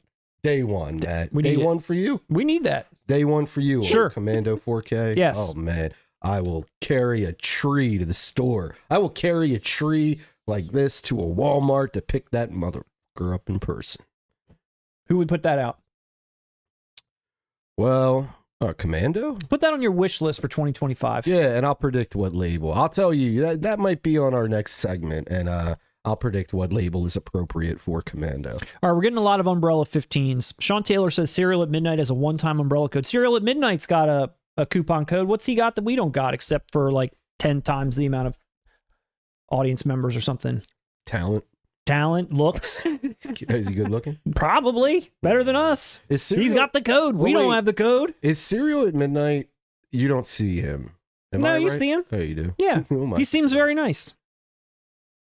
There's something out. There's a channel I watch, and I believe it's something like Serial in it, and you never see the dude, but I like his videos. No, yeah. Serial Midnight, you see him. And he's got a he's one-time. not about movies either. Oh. You're way off topic. All right, team. Let's get this back together. Russ, you ready to talk about your most anticipated titles for 2025 and maybe a teaser of a wish list? I think so. You want to do that? So, You want to do that for the people? Let's do it. All right, everyone. We're going to talk about what we are really excited about for 2025. We have a bunch that we've kind of been talking about. Things that we know are definitely been announced or at least heavily teased that probably will, that we'll probably talk about. And then there's a lot of titles that we got hopes, we got dreams, we got things that, we really, really would like to see. Who knows if it's 2025 or not? Is this our year? Maybe. There was a lot that we put on that list last year that did come true. But Demolition Man. Yeah. Wasn't that on our list? It was. My Girl. I know we predicted. That's right. Don't forget My Girl. My Girl. We predicted Miss Doubtfire. Miss Doubtfire has yet to come out. Oh, we did not predict Miss Doubtfire. We did not predict that Miss Doubtfire yet. But we're going to talk about those two. Maybe we'll tease a little bit of those, but maybe for the next stream, we'll kind of compile a list of all the ones that just need to have come out. Or should that be its own video? I think it should be both. What do people like? What do people want from us anymore? I forget. That's a little bit of some behind the scenes info. We debate that. I don't look at it as definitive. Because if we were going to do it, I would like to Photoshop all the boxes, and like pull the wool over your eyes. That is fun when you do that, man. Pull the wool over everyone's eyes. All right, give me one title that you're excited for this year. One that's pretty much announced guaranteed. or rumored. Yeah. Let's go Lethal Weapon, man. Okay. I've been wanting that for a long time. I'm a big fan of the original over the sequels. Okay. So if it's just the first one, I'm okay. But I am a fan of the sequels, so if it's a box set, I'm happy as well. Yeah.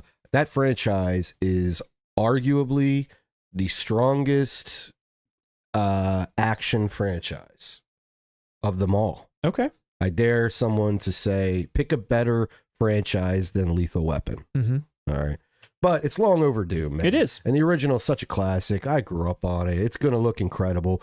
Donner had such a great eye for cinema. All of his movies would look like Superman. Yeah, all of his stuff looks great.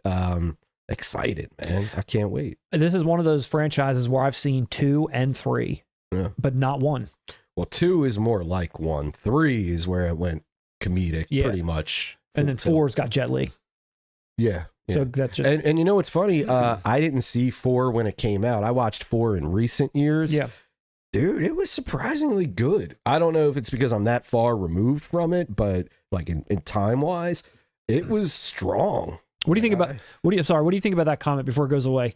I used to love Lethal Weapon, but the tacky saxophone is killing it for me. That's part of it. I know. But let me hear you out. What's beautiful, and I'll tell you this, if you get past that saxophone, go listen to that track as a full track, okay? If you get past the saxophone intro, it like dies down, and then you just hear the guitar stuff, which you hear in the movie also. Dude, it fits. That like that sad guitar stuff, which is also part of that track and is so in spirit with Riggs's character, if you know what he's all about. Yeah. Come on. That's a bridge too far. A bridge too far. Bridge too far. A bridge too far. Moritz Lamp, come on. The tacky saxophone. It's tacky, I'll give you that. I like but it. it ain't killing anything. So they put that on, WB had that on their leak list. So we kind of feel like that's probably definitely going to come out this year. So that's a big one. That's a big one for sure. It's already slated on bluray.com officially. Yeah. So. Yeah. I'll throw you on for a loop on one. Well, maybe not. It was on our 90s video, but it's one that it's been confirmed, I believe, for this year because I saw some snippets or screenshots of interviews that are being done for the release. And that's Teenage Mutant Ninja Turtles 1990. Oh, we're getting closer to that. Yeah. I mean, that's a no-brainer. Interviews from the voice actors I saw being done. Feldman? Not him. Oh. I think it was like Raphael. I think it was like Leonardo or somebody. Mm. Yeah. Well, wasn't the dude in 2, isn't he one of the voice actors? I don't know. You know, the guy, like the main character, the Asian dude who delivered the pizzas and shit like that. I thought, wasn't he like or he was in the suits because he's an actual I'm a purist. martial artist? I only saw one. No, I know, but I believe, wait, you never saw Secret of the Ooze? No. Get out of here. Or Turtles in Time. Go Ninja, go. No, that's the reason why I didn't watch it. That's like the highlight of the whole movie. If it is. So wait, so you've never seen a turtle get down? I've never seen a turtle get down. But that's coming out this year. I don't know from who. Probably the studio. I'd get a steelbook of that. That'd be pretty cool. Well, Ninja Turtles, 1990. If you never saw 2, there's a character in it. I believe he was in like those 3 Ninja movies too or something. With Chris Farley? Chris Farley was in the 3 Ninjas movie? Or is that Surf Ninjas? I don't know. I'm talking about the ones with the kids. You remember that? I think there's kids involved. I think you're thinking of Beverly Hills Ninja. Am I? I'm thinking about this movie with the little kids. It was called... Aren't there little kids in Beverly Hills Ninja? I'm confused. I didn't watch it. I thought Chris Rock was in it. They all have... They all have little kids, I think. I don't know. Well, whatever, dude. Okay. The guy in Terminator 2. Beverly Hills Ninja, movies with Marco. Bam. Yeah. Is which one, Marco? Yeah, someone in the chat let me... Ernie Reyes Jr. That's the guy I'm talking about. I believe he was like in the costumes, like as one of the characters in the first movie. But he's a character in Secret of the Ooze. Okay. I could be way off on that, but okay, sounds right. Well, that's one of my... I'm looking forward to that this year. Surf Ninjas. Oh, I love Surf Ninjas. That was like a sequel to the ones I'm talking about. Didn't that one have like Leslie Nielsen? Somebody confirmed there's a movie called 3 Ninjas. It's about these little kids. Oh, that's the one I like. Yes, we watched it constantly. Yeah, growing where up. like That the was Asian fun. dude is their grandfather. They adopted him or something, and their kids. 1990, 3 Ninjas. Okay, here we go. Victor Wong. It's friggin' Yes, Egg-Shen. yes. Egg-Shen's the sensei. Just like you, I didn't watch it, but I remember. I should have remembered it was Egg-Shen. It's Egg-Shen. But I remember this dude. Okay, so Three Ninjas. So then what's Surf Ninjas? That's 1993, and that's with Rob Schneider. Is that a sequel? And Leslie Nielsen. Is that a sequel to? I thought it was a sequel because they kept going. I know there was a sequel to that first Three Ninjas. And now this. We need Just One of the Guys in 4K this year. Don't mess with me. Movies with Marcos telling us they're in separate universes. Three Ninjas and Surf Ninjas both exist, but in separate. And then where does Beverly Hills Ninjas or Ninja? That's nothing. That was a movie with that was a Chris Farley movie. It came out, like, I believe right after he died or right before. Okay. And it was a bomb. And I just remember they had a trailer where Chris Rock said some dumb shit after, Farley fell on himself or something. And it also starred Robin Shou, who plays Liu Kang in Mortal Kombat. The movie. All right, Russ, what do you got next? Movies you want this year? Next? Yeah, the movies that you're ready for this year. Oh, Matt, this one may surprise you, but next on my list is Beverly Hills Ninja. Now, what a segue. I'm looking. Well, of course, I'm looking forward to Boogie Nights, man. Damn, every scene pops. It's beautiful. Yeah. We've needed it for so long. I mean, come on. I know we can make a case for all Paul Thomas Anderson films, but Boogie Nights is the one nearest and dearest to my heart. It hit at the perfect age. It schooled me on some cinematic things some techniques in film that I learned by watching it at that age. The soundtracks are among my favorite. Come on, it's Boogie Nights. It's long overdue. Long overdue. Okay. I'd blind buy that. You need to. It's not a blind. I've watched half of that movie. Come on, everybody. Pile on, Matt. Boogie Nights. Here we go. Are they piling? I'm not looking. I know you're not looking. There's a short lag. I'm sure it's coming. Yeah, it's coming. The pile on's coming quick. It's a big old pile. Movies of Marco it's in transit, I'm sure. He said a Naked Gun box set with Peter Segal commentary on all three films. Gotta have it. Gotta have Peter Segal. Nah, he's messy. Yeah. I love that you're a reviewer. I know we know Movies of Marco, but nah. They're paying attention, Russ. They're paying attention to what you like. I swear, the only reason I picked up on that, it's not like I was some goddamn, fucking idiot savant. It's just I was such a huge fan and I could feel the difference. And I remember seeing Peter Segal and that name stuck with me. Yeah. I was like, oh, he ruined what I loved. Well, I know you said Boogie Nights, and that's a very highly acclaimed film, and I'm going to one-up you, take it to another level, a little bit of a higher prestige, a higher acclaim, and that's what the Kino Lorber announced, Uncle Buck. Can't wait for it. I'm ready.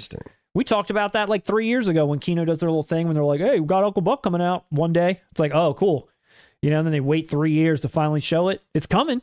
Who's excited for Uncle Buck? This is an Uncle Buck chat. Well, dude, Fincher got on it and he used AI to make that mole look the way he wanted it to look when he watched Uncle Buck. It's a lot of AI tinkering in Uncle Buck. Yeah. Fincher, man, he's on a warpath. He's on a warpath. We've all got, Ian Hunt says, we've all got, why the F hasn't Matt seen insert film here saved in our drafts for such an occasion? It's kind of like copied. You just got to like paste, ready to paste it. We should make t-shirts when we open up our merch shop. Like, Matt hasn't seen me. Have you seen this, man? Did you see what Oscar said? He said the Matt pile is almost as tall as Mount Everest at this point. Wow, yeah. But he's here to tell y'all Uncle Buck. Brian, Uncle Buck's coming, everybody. Boogie Nights. What's the name of it? Boogie. Uncle Buck is here. Brian S. I want Uncle Buck, says Brian S. I'm about to say, dude, there's an audience. There we go. It's getting released for a reason. Okay. Yeah. All right. What else you got coming that you want that you know's coming out? That I know. That you know for sure is coming out. Well, again, heavily rumored, but all but confirmed. I'm gonna go with the Nightmare sequels or a box. The box set. I guess they're gonna make us buy the original all over again with a box set, which was smart, and I'll do it. It's fine.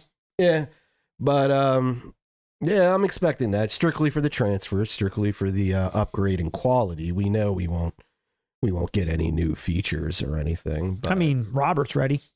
Robert's always ready, but he, I'll tell you what, just throw the documentaries on there, and that would suffice. Now, that would be a collection of films I would be really excited about going back and watching them straight through again, because those were movies that I've seen all of them, but I saw them really like when they came out, and I can't tell you how many times I've revisited any of them, to be honest. It'd be great to just kind of like watch them all straight through, just to kind of see.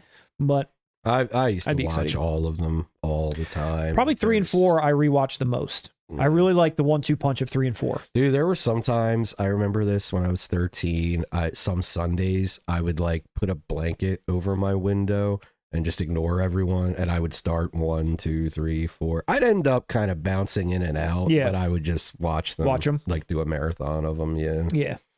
Well, this year, maybe October. I think it's at Q3, so it's probably like September-ish, October-ish if they do it. Yeah. And hopefully they do it right.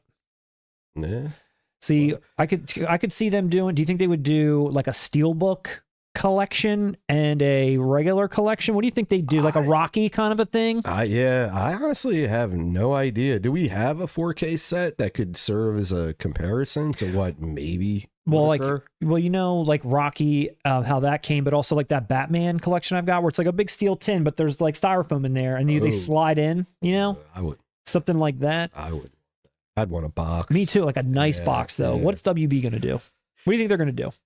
I don't know, man. We'll see. Simple Jack in 4K. We'll see. Ultra high definition. A couple people saying Cool Runnings. Cool Runnings. So we don't have that guaranteed. See, we have a lot of wishes. Yeah. There's a lot of things to wish for. Yeah, we're looking at the ones, like, as we said, were either definitively announced or are all but confirmed. Yeah, Constantine's another one that I'm excited to finally pick up. I know that's been something that's been on a lot of people's radars. Those collector's editions sold out like fast. I've got the Constantine Steelbook sitting in an Amazon France cart right now with the Substance 4K Steelbook that's exclusive to France as well. They're both sitting there. Just waiting, watching, looking at them. God, yeah. So I did that with the Substance too. It took me to Amazon France, and I saw the price, and I'm like, It's 28 euros or something. Yeah, but I think it comes out to like 50 for us or something like what? That. I converted it when I did this 2 weeks ago. I don't think so. It was about 49 something to get it. Then I was like, I might go with the other edition. Brent Madison, Russ, in the same boat with you, patiently waiting for Rumpelstiltskin 4K. I said that to Matt earlier today. I was like, dude, I don't know if you're aware of this debacle, but it was initially announced for December 31st. I pre-ordered. And then the date got pushed back. And then I got an email, it was either yesterday or maybe today, saying that, they're getting it out there. Don't worry. The leftovers that we have now, we're not going to shit on the people who pre-ordered. We'll send them out after. But yeah, dude, I can't wait either.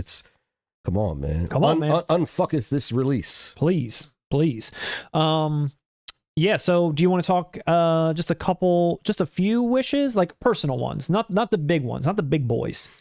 Not the big boys. Well, what do you think? What do you think? I'm going to say it every time until it happens. House Party 4K, 1990s House Party. Listen, 2 is a guilty pleasure, but I don't need it. I want the original masterpiece classic, 1990, directed by Reginald Hudlin, House Party, and I want it from Criterion. They are the label to do it.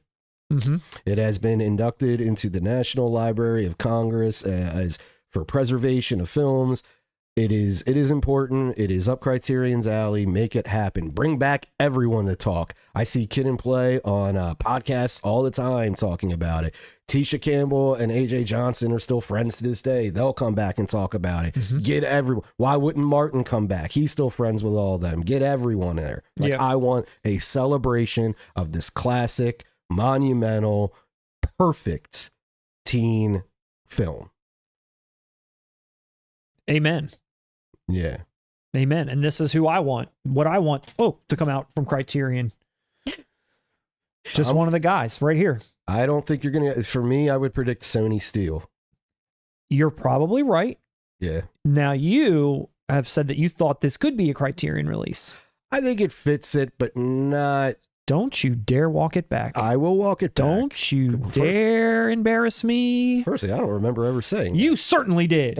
I really don't You remember certainly saying did. We both know this will be The a Sony reason- Steel, but you certainly said it could be Criterion, and I agreed. that. In theory, in my thoughts on the film, it is Criterion worthy. But in Okay, the real then. world, I don't think it is. One, because it would either have to fall into that Breakfast Club territory where it's there to make them money. I don't think just one of the guys has the cachet that Breakfast Club or House Party Fast has. Times in Ridgemont High. No, but House Party is more culturally aesthetic in the Library of Congress, just like the billion other movies that they do. Okay, This one will be one day too. it should be. I'm with you. See, Thank like you. I said, you're confusing my wishful thinking, my idealism, my subjective opinion with facts, which Okay. will get a Sony Steelbook. It's not hitting those Breakfast Club numbers for Criterion to do it, and it's not those other things either for Criterion to do it. You think UGETSU is getting the numbers for Criterion? No, that's the artsy side. And I'm That's saying this. just one of the guys, that's my point. You just made it. Just one of the guys is not UGETSU, but it's not also Breakfast Club, so it doesn't really fit. It's You see what close I'm to saying? UGETSU. Is It's in the UGETSU ballpark. Is it? Maybe. But It's UGETSU-ish. yeah, I've heard it described as that. But no. Spiritual successor to You hear UGETSU? me? What are we bad All about? As long as they right. get a good transfer and some features. And like you said, Cole Hauser's willing to come back. Joyce Heiser. And I would be pleasantly surprised if she did. And I'd enjoy that very much so. I would Sony too. Steel this year. So that's one wish. You got one more wish for the people? Or do you want to save it for our big video that we're going to do? I'll do one. You know what I'm really, and I have my fingers crossed for this one, just based on the lead actor. I think could make it happen. Okay. Just because he's still, you know, he's still notorious in a sense. He's still relevant in a sense, and that's Nicolas Cage. I want a 4K of Leaving Las Vegas. One, I love the film. Okay. I definitely just want it in 4K for all the obvious reasons. When you and I do a segment on that movie, Mhm.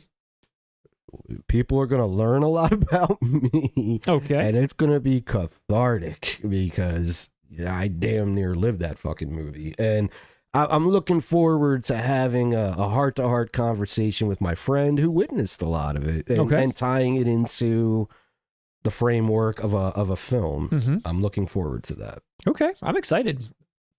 I don't know if everybody's got their copy paste ready, but I haven't seen that movie. Paste it in there, copy and paste it up. I can forgive. Can you forgive that one? Okay, thanks. I mean, Cage did win best actor Oscar for it. I mean, He did. pretty big movie that year. Pretty big movie that year. Yeah, it just didn't seem like something I wanted to watch. No, we were 14 when it came out. Yeah, it wasn't for me. I don't know why I did, honestly. Well, I'm very curious to see it. I would love to watch it. You know what's funny? Who do you think puts that out? I'm sorry, did you say that part? I could see either Kino doing it or Okay. yeah, honestly, I could see Kino doing it. It would be weird, I think, for you to watch it. I would, you know, it's crazy. I would be intrigued to see if you would watch it and notice similarities of things you saw of me at certain times. And then it would make me question, how was it an influence? Mm-hmm. You know what I mean? Or was I seeing something in it that I identified with? Or was it a combination of both? Yeah. But I'd be interested, like, if you'd recognize certain patterns or, I don't know. Okay. And I'll go on record. I've always said this. Nicolas Cage, that is the best performance of an alcoholic I've ever seen. Dustin Stroop says, need Leaving Las Vegas 4K, can't get it in general. Do you know if that's... I have it on Blu-ray. Do you? Okay, Is maybe. it out of print? Maybe. Yeah, I know I have the blue. Yeah, maybe. No, I'm a diehard fan of that. I'd pick that up. I'll do, let's see. I'll do one more sort of maybe personal. I think there might be some fans for this movie out there.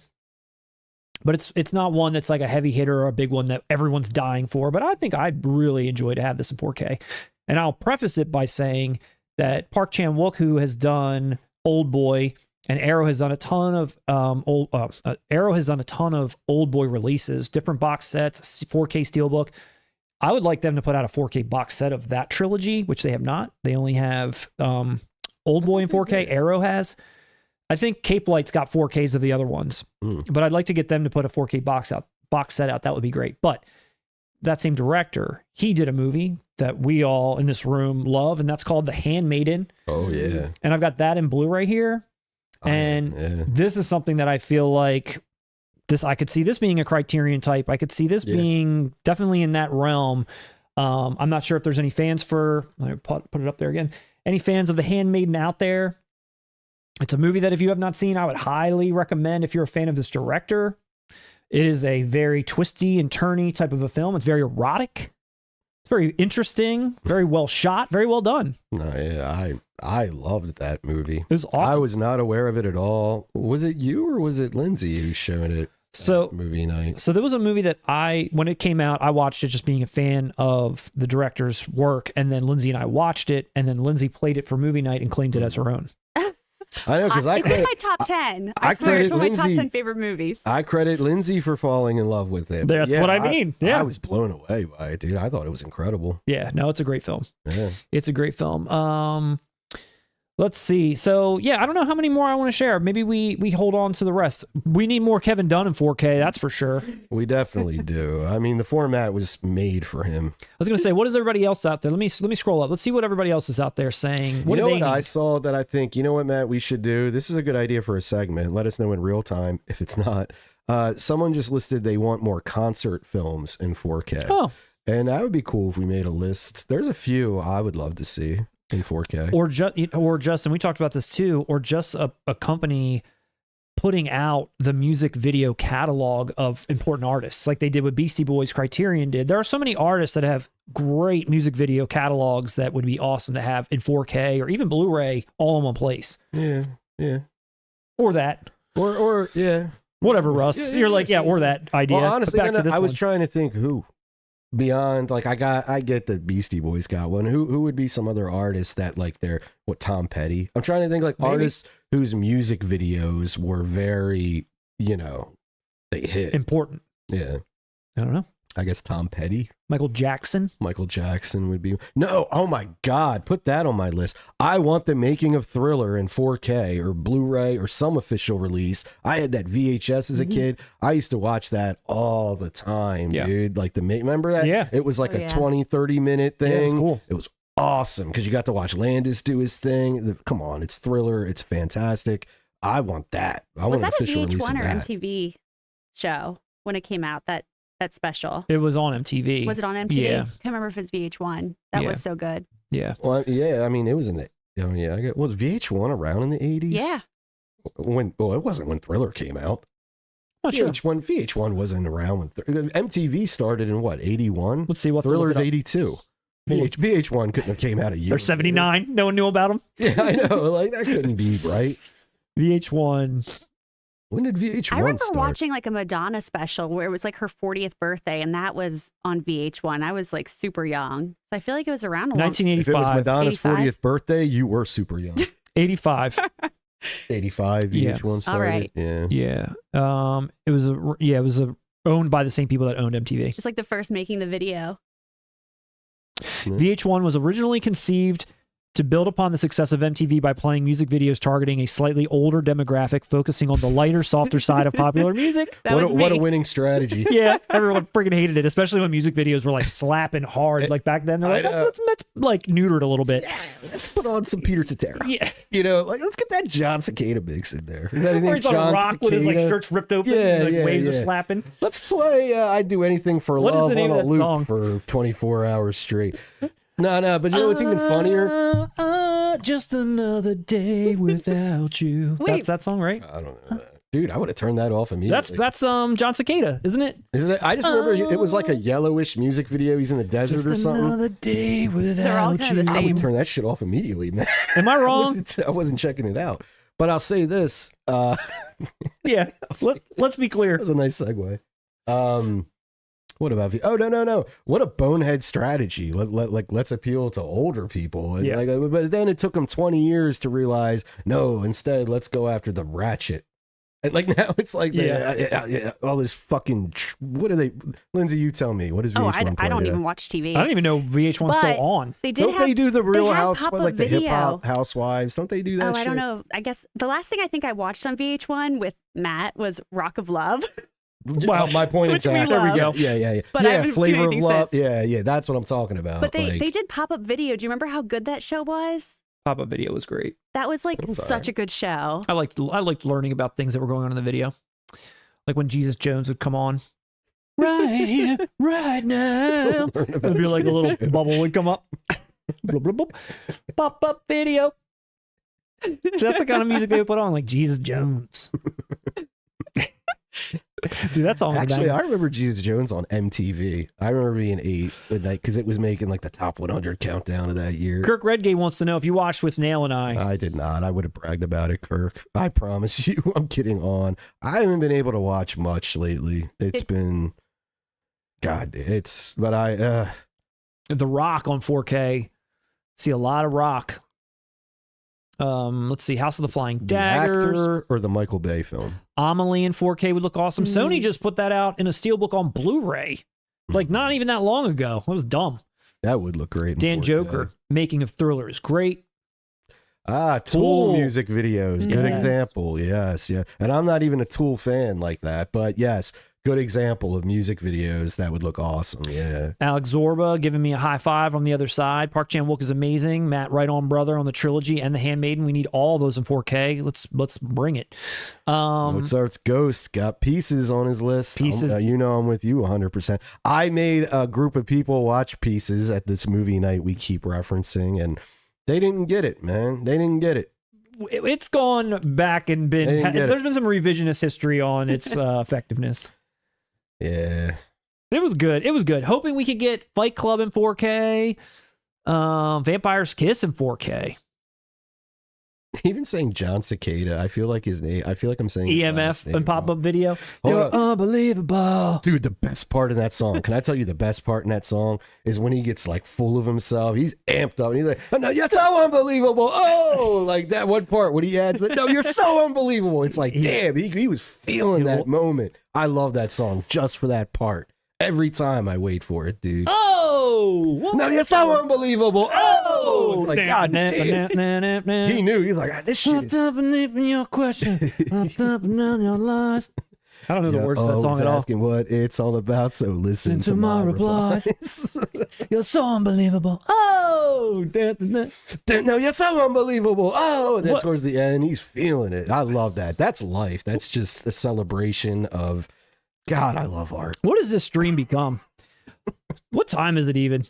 Where are we? That's true. I don't have my watch on, dude. Die Hard 2 and 3 in 4K. Matt could have a career in karaoke. Wow. He is good at It is that. true. Dude, do a Van Halen.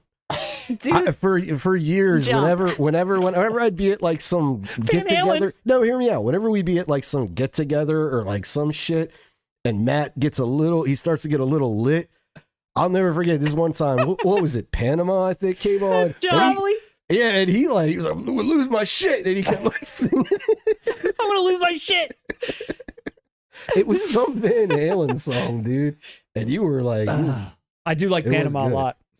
you do? It must have been Panama. I don't think I can sing Panama. That's a high register. Singing his Young Frank. Panama. Got it. Nailed it.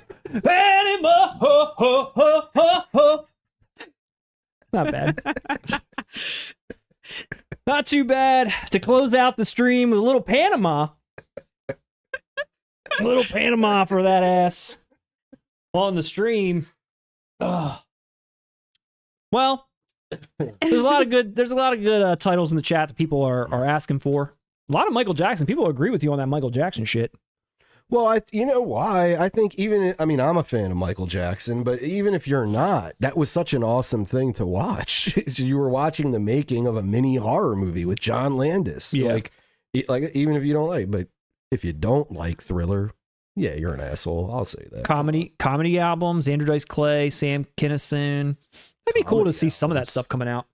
Oh, you mean like stand? Like the stand-ups, yeah. Mm-hmm. Well, they started. They put out Prior. They put that on a 4K. Oh, they did. They did. You're right. What was it, Live And at there's some Sunset Eddie. Strip? There's some Eddie stuff came out. On 4K? Not on 4K. No, on Yeah, Blu-ray. Yeah. All right. Anything else for the people, Russ, before we wrap up and get on out of here? I don't know, dude. I know when I get in my car, I'm going to fucking bump EMF. Just on a loop. Just on a loop. What about Panama? Nah, that's your stuff, man. Let's just check in one last time just to see if there's any parting words. The Burbs, The Mask. Oh, hold on. Go back up 1 second. I just saw something that I actually looked into once. Making of Thriller was included on 40th anniversary edition of the album. It was it? I actually looked into that because I have that. I wonder if it's on. The 40th. No, this came out like last year or something. Oh. It's the 40th anniversary of Thriller. I've got some cool anniversary of Thriller CD that I wonder if there's something in there for Well, it. it was the 40th. Oh, okay. Our age, it was like this literally just came out, and I remember seeing that it came with like a DVD, and I couldn't figure out if the Making of Thriller was on it. I almost bought it just to see. Dude, that's good information. I might pick that up now. And The Cradle Will Rock.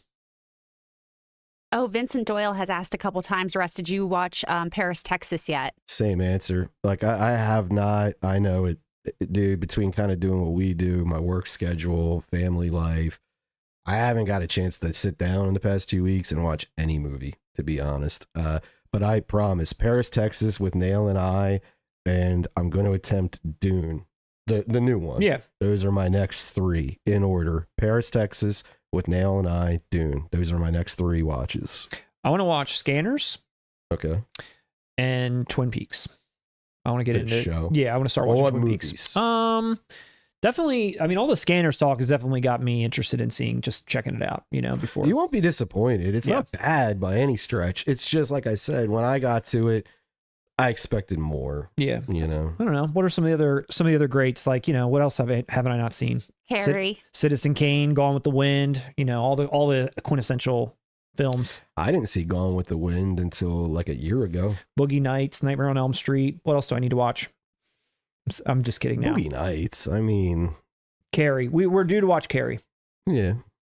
Oh, and so I can then watch Dress to Kill. Yeah. And Oh, then watch Body Double. Yeah. So what was my order for you? I've been waiting on you've seen Carlito's Way, Scarface, Casualties of War, Mhm. Blowout. Mm-hmm. That's it, right? That's it so far. Well, yeah. Mission Impossible. Mission Impossible. But we're talking like up to Mission Impossible. Yeah, between Body Double, Dress to Kill, and Carrie is the three that I'm ready for. Yeah, I think you go Carrie, Dress to Kill. Well, you haven't seen Untouchables either, but you can, to get Body Double, like I think, go that way. Go Okay. Carrie, Dress to Kill, Body Double, then do Untouchables. Okay. I'd say. All right. All right, everyone. Well, it's been a real pleasure, Russ. It's been a pleasure hanging out with you as well. Another fine week here at 4K Kings. I enjoyed Streaming? myself immensely. What do we got coming up? Let's let everyone know what's coming up.